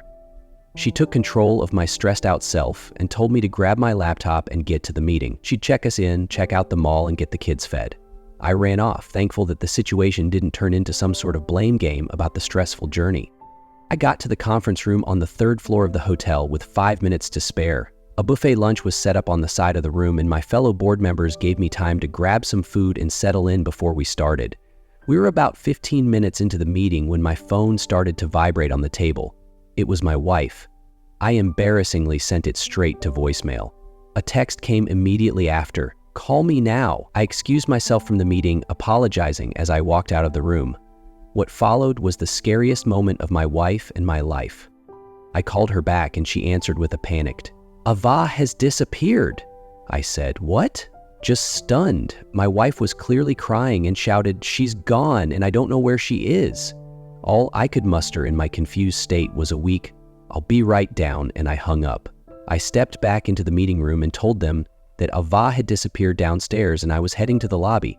Their response was incredible. Our executive director took control of the situation. There were 8 of us in this 30-floor hotel. They assigned 3 floors to each board member, with my job being to get to the lobby and find out what was happening from my wife. They set up a chat group, and everyone left knowing that they would first search the hallways of their assigned floors, but if nothing was discovered, they would start going door to door. Privacy and hotel policy be damned, this was serious. I flew down the stairs to the lobby, no time for the elevator. When I arrived, my wife was standing there, Lily on her hip and holding an iPad in her other hand, talking to a gentleman in a red blazer. Her cheeks were red and puffy. I hugged her, took Lily, and listened. She was explaining the situation to the head of security. After I'd left, the doorman put our luggage on a cart and the valet took our SUV away. My wife and the kids went to the lobby to check in, but there was a line. Ava didn't want to wait in line, so she asked if she could sit on a bench and play a game on her iPad. My wife found a place for her to sit, gave her the iPad, and got in line. She said she kept looking over every minute or so and Ava was alone, focused on the iPad. It was during the check-in that she lost sight of her. My wife had to find her wallet and ID while holding Lily, and it took a bit of time. By the time she was done, Ava was gone, and only the iPad was left on the bench. My wife panicked immediately, scanning the lobby and thinking she might have seen Ava get into an elevator, but she wasn't sure. She shouted, "Ava!" That got the attention of the hotel staff and security stepped in. They shut down the elevators and alerted all exit doors with Ava's photo. I arrived just as the head of security started talking to my wife. We weren't close to home. We were in a big city, at a resort filled with all sorts of people, and our little girl had just vanished. Security took my phone number and said they'd call as soon as they had the video footage. My wife, Lily, and I went to the second floor, where there was access to the pool/spa, casino, and mall. I started getting texts from my board members about clear floors. My wife checked the pool because Ava loves swimming, and I, with Lily, took them all. At this point, it had been 45 minutes since she disappeared. I looked down the long tunnel of the mall, feeling despair. So many people, so much space. Where was my girl? I started walking, scanning the crowd, yelling, "Ava!" every so often. Halfway through, hotel security called with updates. I texted my wife to meet me at the elevator with the head of security. The video showed Ava standing near where I had stopped, and a man in a leather jacket approaching her. They exchanged a few words, then went down the escalator. Mall security was informed, and they were checking footage. My wife, Lily, and I rushed to the escalator, splitting up to search the first floor, still shouting Ava's name. 2 hours after she disappeared, just as I was nearing the end of my rope, I saw her. Ava, holding an ice cream cone in her right hand, and the hand of a man who looked like Santa Claus in her left. Warren, a fellow board member's husband, had spotted Ava in a bookstore. He recognized her from photos on our group's Facebook page, texted a picture of her to confirm with his wife, and then brought her back. He bought her ice cream on the way back to the hotel. It turned out that Ava had met the man with the leather jacket, but when he tried to take her away, she screamed, bit him, and scratched at his face until he left. Then she wandered into the bookstore, distracted by the books. We were beyond lucky. Ava didn't understand why we were so afraid, no matter how much we tried to explain it, but we knew how blessed we were, and I never want to feel those emotions again. I can't lie, and I feel like I need to bring some fun to what I've been writing to everyone here. My wife, Hannah, is a fantastic woman who just finished sharing an incredible, mind-bending, loving 20 minutes with me. She's sitting beside me, and we're recovering. I love my life and my wife right now, and always, babe. She can give me the side eye all she wants. Reddit pervs can make up anything they want about what we did in the past 20 minutes. Go for it. I'll guarantee you can't come close to what I felt. My wife rocks. I needed this. I've been so negative about my daughter that I forgot about the path we started for her and how important these next few days are. Please don't misunderstand me here. This is the result of my wife and I realizing that we're doing a pretty good job. Honestly, she was aware of this a few days before me, but please give me a bit of credit.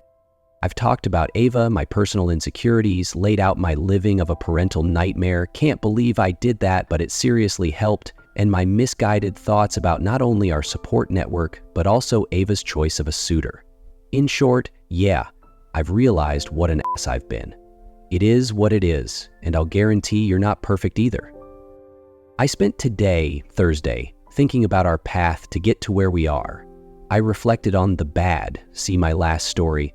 I'm so sorry that it triggered automata tension, but honestly I spent most of the day in awe of my daughter's accomplishments. Ava was a surprise for Hannah and me. We were newlyweds with plans to live life, then have our 2.5, 3 really, but yeah, welcome to the world of ridiculous stats, kids, and rock this world.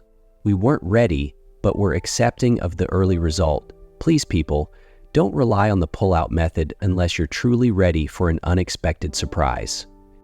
I was a new professional still learning with my firm, and my wife had started her career making marketing write-ups for new websites. She speaks 3 languages and is just plain awesome at making anything exciting. I was so excited to be a dad. I've mentioned that I live in the future, and I was ready and excited to be the dude for my child. As any new parent knows, yeah, the birth experience is an event. Our daughter was born after 14 hours of labor. My wife did slap me during the ordeal for having bad breath, but I'll own that. Ava was flawless from the moment she was born. There isn't an opinion in this world that will convince me otherwise. She has every right to live her best life as anyone else. She started showing delays in development early. She didn't walk until she was 24 months. She didn't start talking until she was 3 years old. Hannah and I worked very hard to help her through each milestone. Let's be clear though, Ava has always been the boss of what she did or did not want to do. From the time she was 6 months old, she'd crawl to and up the stairs when she heard a bath running. It was incredible to watch her determination, and it scared a couple of young new parents tremendously, but she showed us her strength and focus. It was Hannah who first started to notice Ava's delays. When she first started communicating her worries, I came to my first realization that parenting isn't some pre-written Disney script like our lives were. If you haven't figured it out by now, I'll just state it openly. Hannah and I have lived a privileged life.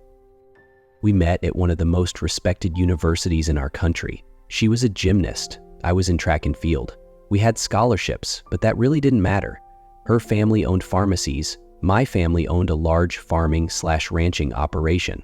They'd both sold their businesses at about the time we got married. The plan was pretty simple.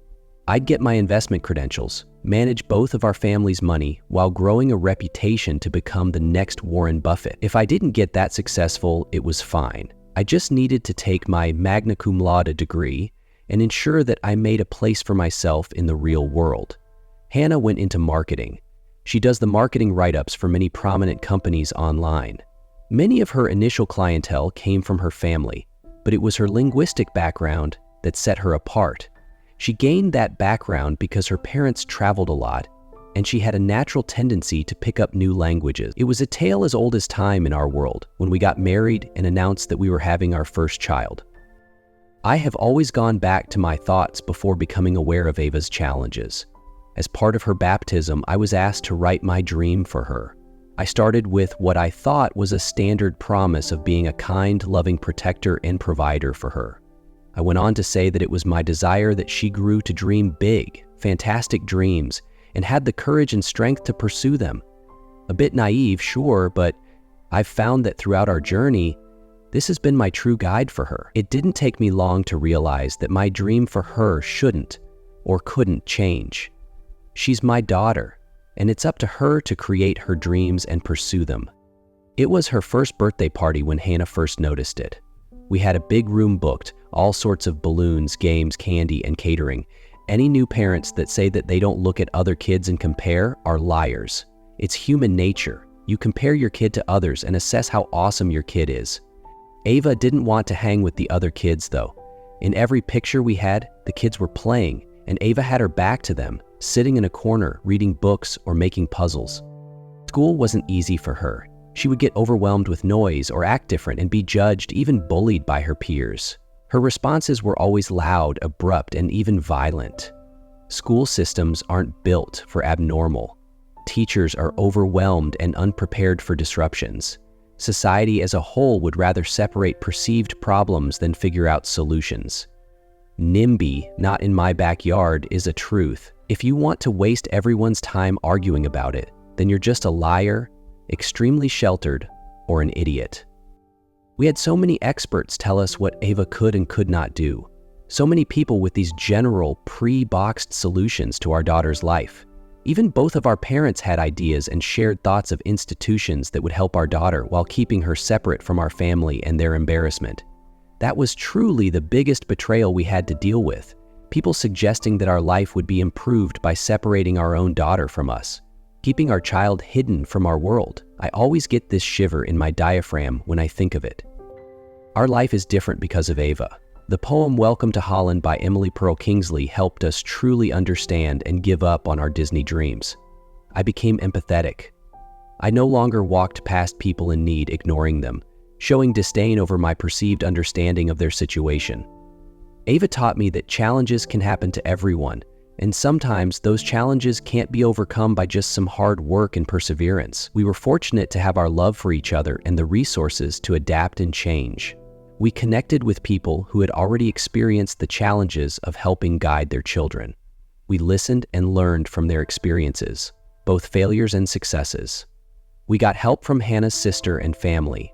We did whatever we could to help our family succeed and achieve. But at the end of the day, it's Ava and her alone that determined her own path.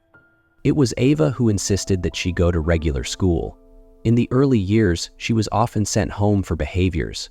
Hannah has always had a flexible schedule, and she would be there to pick her up when called. Teachers and administrators aren't tolerant of disruptions, and not all bullying is easily identifiable. It was Ava who insisted on continuing to try and who resisted segregation. Some years were better than others. Some teachers were more open to her needs, and some administrators were more capable of organizing accommodations. Ava learned to control her violent responses to her triggers. Loud or consistent noises and ignorance of her personal boundaries were her early struggles. We helped her learn that punching, screaming, and biting were not acceptable. She learned to just pinch instead. It reduced disruptions, wasn't as violent, and she was still able to express her discomfort. Lily helped Ava set clear boundaries with classmates, along with a lot of discussions between administrators and Hannah and me. Teachers began giving Ava permission to just leave a class if she felt her environment was becoming uncomfortable. It was a give and take that allowed her to avoid isolation while finding a way to function in society. The culmination of all this is that a real-life, honest-to-goodness boy, whom she expressed an interest in and told her friend Lily, who then set them up to meet, was asking her on a date. It's a fabulous, common thing that I personally had started to dismiss. Yep, I suck. I do get what Jim was talking about. It is what Hannah and I have been doing throughout Ava's life. I'm thrilled to say that the date is going to happen tomorrow, but we did need to do some work to set up the playing field. We, being Hannah, Sally, and I, sat down at the table with Ava last night. I should have realized that she was acting a bit off. It took some effort to get her to sit down with us and talk. Sally was a big help. She could recognize that Ava was off not from embarrassment, but from fear. I'm not a complete moron, but it did take some time to get that Ava wasn't embarrassed or scared about her physical appearance. Ava was scared of her mental challenges. She did start the conversation last night by stating she didn't want to go out on her date. I'll always be proud of her for expressing herself when she's struggling. She doesn't have a problem with freezing during a time when she doesn't know what to do. She doesn't hide her triggers from anyone. Sally did a fantastic job leading the conversation. She is truly one of Ava's best advocates. My daughter just left the house for her very first date, and I'm settling in to catch a baseball game, lost in thought about my front door. It's a strange yet wonderful thing to consider, isn't it? That door is an entry point I control completely. Is this young man worthy of stepping into my home? We interact with so many people in public, but we can't control those encounters. We can choose to be open or closed, but ultimately, we have no say in who enters our space. But that door, I hold all the power there, and I can't help but think how intimidating that must be for someone stepping up to it. I've walked through plenty of doors in my life, but I don't think I've ever considered it like this. As a father, I believe it's essential to meet my daughter's date. Sure, every dad loves the idea of having the talk with a gun and a shovel, but most of us know that approach can be damaging. I'm navigating these waters for the first time. All I ask is that her suitor acknowledges he's getting to know my girl. Is that too old-fashioned? I've heard so many stories from dads who've never even met their daughter's love interest. I hope I'm not there yet, but I genuinely want to assess the character of the young man my daughter is interested in. I know the traps, judgment, control, insecurity, that can hurt not only my relationship with her, but also my mental health. Just having that awareness makes this introduction feel more reasonable, doesn't it? I know, I'm living in my own Disney fantasy. I've had countless conversations with other dads about this. I used to shrug it off, not believing I'd have to deal with it myself. I was relieved when my brother-in-law Jim shared his experience, not because it was comforting, but because I genuinely believed my daughter wouldn't pursue someone without the courage to meet me. So many fathers don't know their daughter's partners, and I hear them lamenting about having no clue, or he's never been to the house while I was there. I get it. Some dads don't realize how their words, actions, or even availability impact their relationship with their child. I've heard tales of young men showing up and not even knocking. I believe a young man brave enough to come to the door demonstrates his character. It's not easy, and I empathize with the anxiety and fear, but the willingness to confront those feelings for my daughter speaks volumes, doesn't it? Yet back to that Disney dream, I won't apologize for it. This is my family, this is my desire. I met Ben at my door. My daughter, Ava, 10F, and I were bracing ourselves for the typical drive up, text, and drive off situation. So, we were pleasantly surprised when there was an actual knock. The anticipation filled our home. Laughter, giggles, even squeals echoed around us. I love it when our house buzzes with life. We've often avoided that noise out of uncertainty, preferring calm over excitement, but it felt fantastic. Ava was thrilled, and we had a blast discussing how we would greet Ben. She wanted me to dress like a Dementor from Harry Potter, but I resisted that urge, opting instead for a more formal, intimidating look. Ava opened the door while I stayed hidden. She greeted Ben with, "Hello, Ben, we've been waiting for you," in a serious tone, extending her hand like a boss. I couldn't help but feel proud. We had speculated about what he would look like, imagining a California surfer type, but we were pleasantly surprised. He wore cream boots, khakis, and a light blue dress shirt. He looked sharp, for lack of a better word. He was tall and had an athletic build. I stepped out as he shook Ava's hand, saying, "Let me save you, Ben. Welcome to our home," as I extended my hand for a shake. He had a firm grip, neither aggressive nor timid. He nodded, avoiding eye contact, and asked, "Hello, sir. Is Ava here?" In that moment, I recognized how respectful this young man was. I decided we wouldn't play any games with him. He was exactly who I had hoped he would be. I looked down at Ava and said, "Why don't you let your sister know that Ben is here?" She glanced up, slightly disappointed but understood, responding, "We'll be right back."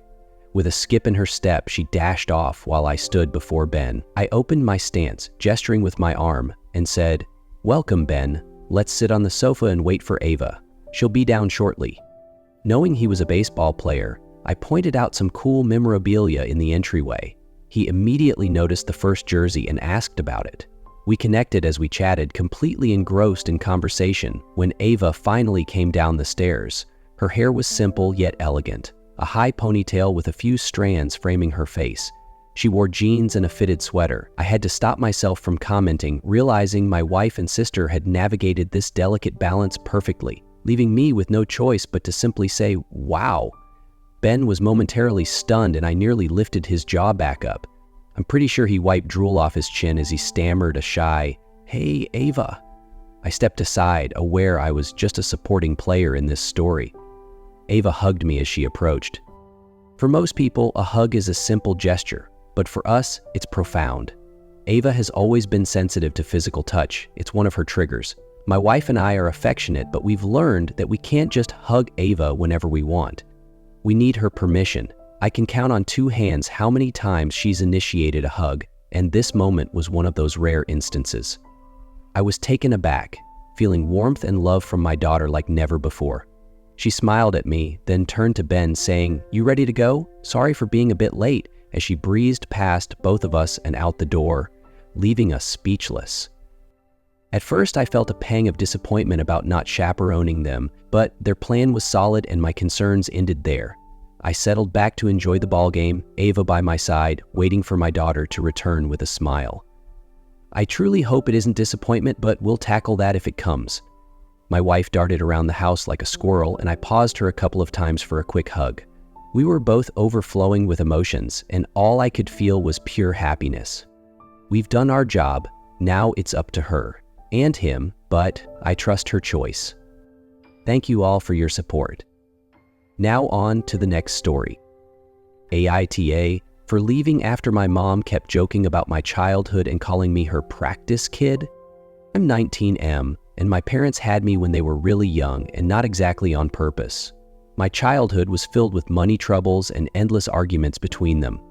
Things only started to improve when my mom left my dad for my stepdad, who actually became more of a father figure to me than my biological dad ever was. They have a daughter together, my sister Annie. I can see it clearly now. They shower Annie with love and gifts, and it stings because I had so little at her age. It used to frustrate me to watch her get the attention I never had. But I understand my mom did what she could with the resources and experience she had. It's just the luck of the draw, I guess. Fast forward to Annie's Ecent 4th birthday party, where my parents went all out. They invited not just family, but also her daycare friends and their parents. As the party went on and the moms had a few drinks, they began sharing stories about their kids. I was listening in from the sidelines, bored while watching the younger kids. My mom chose that moment to tell some random moms about the time I tried to stop their fights by collecting spare change around the house and giving it to them when I was 7. She laughed the whole time, finishing with, the things you learn with the oldest practice kids, am I right? And I never fight in front of Annie. I think that's why she's so much easier than my name. Hearing that was painful for me, and I felt hurt that she found it so funny. I tried to brush it off without saying anything. Then the conversation shifted to kindergarten because some of the moms had kids starting soon. By then, my mom was pretty drunk and decided to tell the story about how she had to talk the school into letting me do gym casts in my winter boots because that was the only pair of shoes I owned.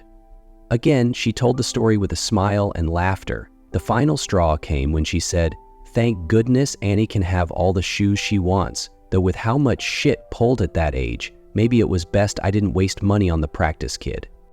That really pushed me over the edge.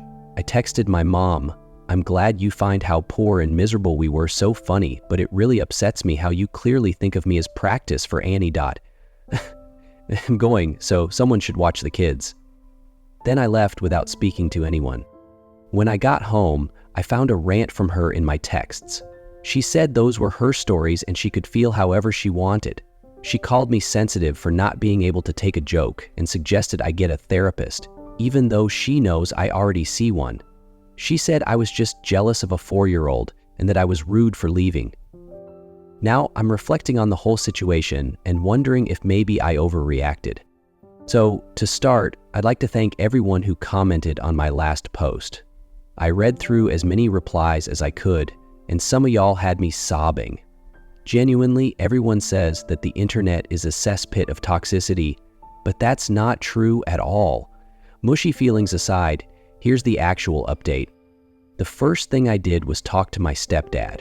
Contrary to some assumptions, I don't live at my parents' house, so I invited him over for breakfast on a day my mom had work, but I had off. He knows I usually plan around my mom's work schedule, so I think he sensed something was serious beforehand. We sat down over eggs, and I told him what had happened at Annie's birthday party. He had been doing something else at the time, so he was absolutely shocked.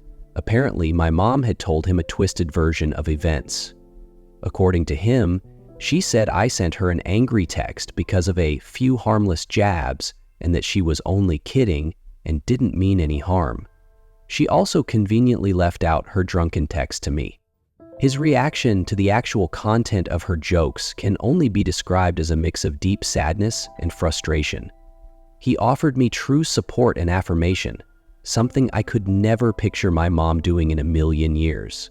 While my mom can be nice, she's not great at anything deeper than surface-level platitudes. I couldn't help but wonder what I did to deserve such a caring stepdad. He was also completely blindsided by the fact that there was alcohol at a kid's party. Apparently, he had left the planning to her and had no idea. I told him that I wanted to go very low contact with my mom for a bit and asked for his help in seeing him and Annie without having to deal with her. He said he understood and agreed to have me over when she wasn't around. He promised to get my mom help with her emotions and her drinking problem, and I told him that she probably wouldn't cooperate. I offered to help him in any way I could to support her in getting the help she needs. A half hour after my stepdad left, I texted my mom the following: "Hey Ma, I've mulled over what happened at Annie's party, and I've come to the realization that our relationship is not healthy. You put me down for things that weren't my fault and laugh at how you and my bio dad screwed my childhood up. It hurts to hear you speak about me like that, and I don't think you understand exactly how much. I've also come to understand that you serving alcohol at a 4-year-old's birthday party without even telling Dad isn't normal. This isn't a one-time thing. You start drinking at 8 a.m. and don't stop until bed. You have two problems, and until you get some serious help with both of them, I would like very little contact with you. Please don't contact me outside of an emergency." After sending that, I blocked her from texting me. I know this isn't as dramatic of an update as y'all were hoping for, but I hope that someone can take something from it. It's only been a few days, but I have no regrets. Maybe going cold turkey on her was what I needed. Now on to the next story. My mother neglected me and I went non-contact. Now I've met her after 5 years. Hi Reddit, my name is Josh and I'm 15 years old. Things haven't been going too well for me lately and I really wish my dad was here. He always knew what to do, what to say to make things better. Growing up, it was always me, my dad, and my mom, Hannah 33F. We were like this perfect little team. We did everything together, family dinners, trips, even simple things like watching TV. My mom used to tell me how much she loved me all the time, calling me her handsome boy and pinching my cheek. I'd act embarrassed, but honestly, I loved it. I loved being part of that team. Then, 4 years ago, when I had just turned 11, my dad died in a car accident. I was with him when it happened. He was driving me home from rugby practice when a drunk driver hit us from the side. I'll never forget how my dad, his name was Ben, threw his arm across my chest to protect me. I came out with just a few cuts and bruises, but he didn't make it. He was 28. At first, you could tell my dad's death really hit my mom hard. She seemed so lost. But not long after, she met someone else, Andrew, 40 MEM. I tried to be supportive, even though I was just an 11-year-old kid grieving my dad. I couldn't help but wonder how she could move on so quickly, but she seemed sort of happy, so I went along with it. Andrew never really made an effort with me. In fact, it was pretty clear from the start that he didn't like me. About 6 months after we met him, we moved out of our family home and into his big 5-bedroom house. A lot of kids might have thought that was a dream, but to me, it just felt cold and distant. Not long after, my sister, Ava, 4F, was born, and that's when I noticed my mom pulling away from me even more. It felt like I was slowly disappearing from her world. Over the past few years, it's like that little team we once had turned into something else. Just my mom, Andrew, and Ava. I was left on the outside looking in.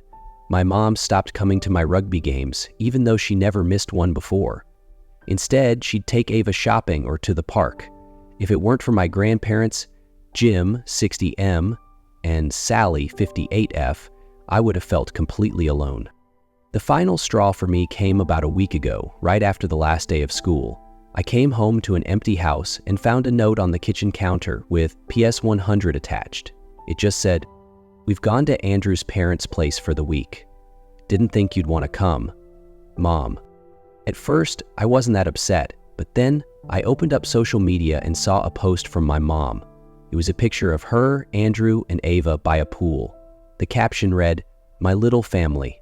That broke me. It was like my heart shattered right then and there. I don't know what happened next, but I went into autopilot. I texted my grandparents a simple goodbye and wrote on the back of my mom's note, "I just want to be loved." Then I walked to an old viaduct where my dad and I used to go. I sat on the edge, about to jump, when I felt someone grab me and pull me back. "It's all right, boy. I've got you," a voice said.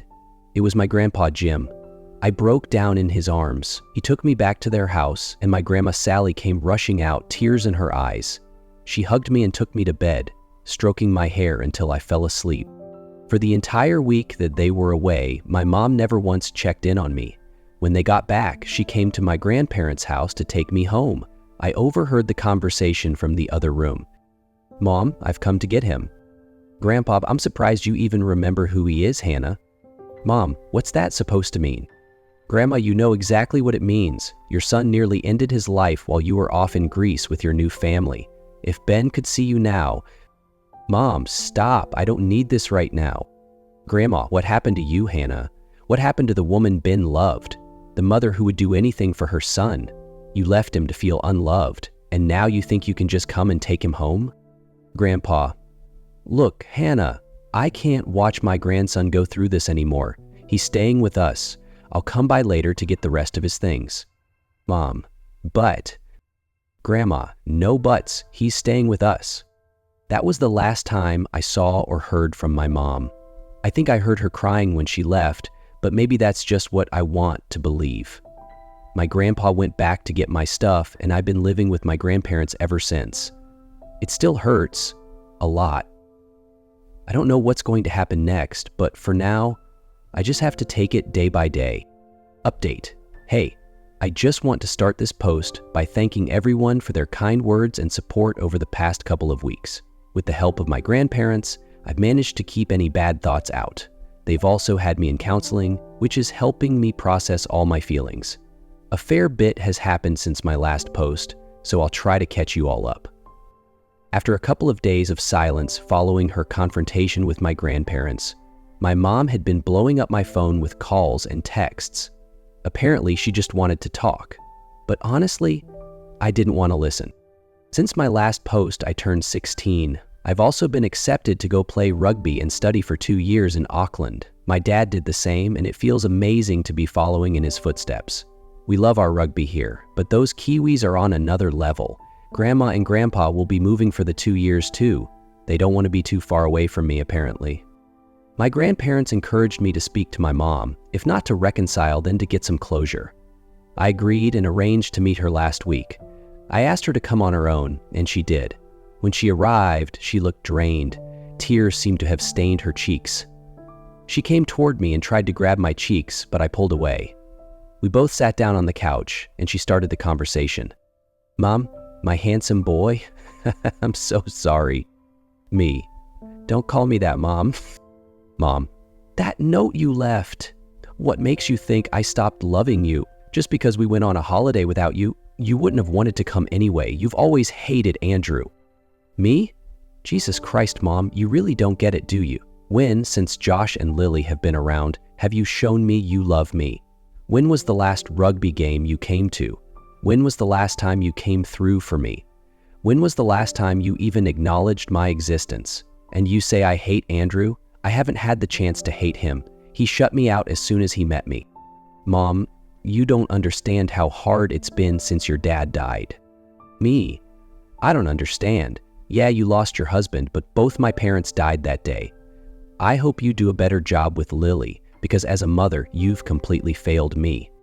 Me, look, I'm not going to argue with you anymore. I brought you here to set you free. You didn't want to be my mother, and now you don't have to be.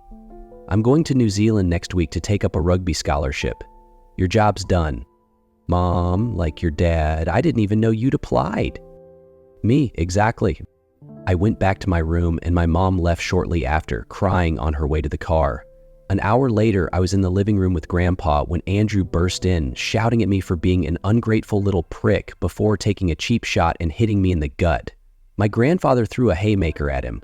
Have you ever seen a 60-year-old knock out someone 20 years younger? I have. When Andrew came to, he left without a word, tail between his legs. It's been a week since then, and I've blocked my mom on everything. I'm flying out to New Zealand today. Wish me luck. Update.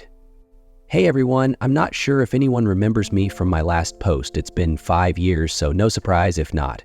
I'll link it above to save on any long explanations. Let's jump into it. I, Josh, 21, moved to New Zealand 5 years ago on a rugby scholarship. Things went well, and by the time I was 18, I managed to secure a professional contract with the Blues in Auckland. During my time in school, I met Hannah, 21F. We fell for each other pretty quickly and have been together ever since. About a year ago, we welcomed our little boy, Matt. My grandparents absolutely adore him, and Hannah's parents came around to it quickly too. But let me tell you, it wasn't easy telling my 6'5" Maori father-in-law that I got his daughter pregnant. Not fun at all.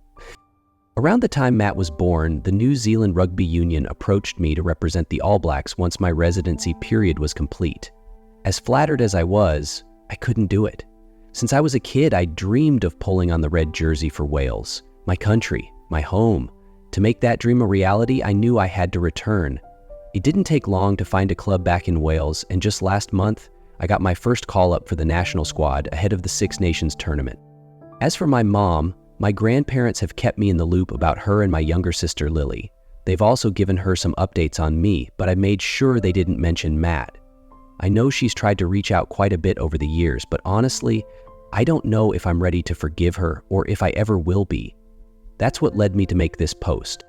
Yesterday, as part of my team's community outreach program, we visited some local schools, handing out rugby balls and spending time with the kids.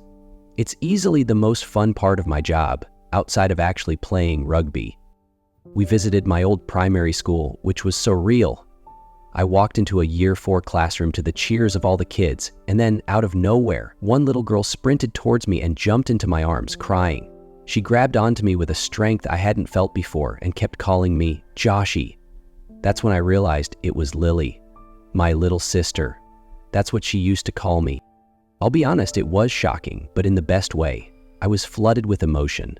Before I left, we were so close, despite everything going on with my mom and her ex. What hurt, though, was explaining to her classmates that I was her brother. Apparently, she'd told them before, but no one believed her. For the rest of the day, Lily refused to leave my side, with her teacher's permission, of course. When the day ended, I had Hannah pick me up from the school. I said my goodbyes to Lily, promising to keep in touch. As I opened the car door, I heard someone call my name. I turned and saw my mom running toward me. I begged Hannah to drive, and as we pulled away, I caught my mom's face fall when she spotted Matt in the back seat. When I got home, for some reason, I unblocked her number. Immediately, her messages flooded in. Every birthday, every Christmas, Dad's birthday, every big rugby game, including my call-up to the national side. I'd be lying if I said I didn't feel conflicted. My grandparents and Hannah have told me they'll support whatever decision I make, but I'm just so confused.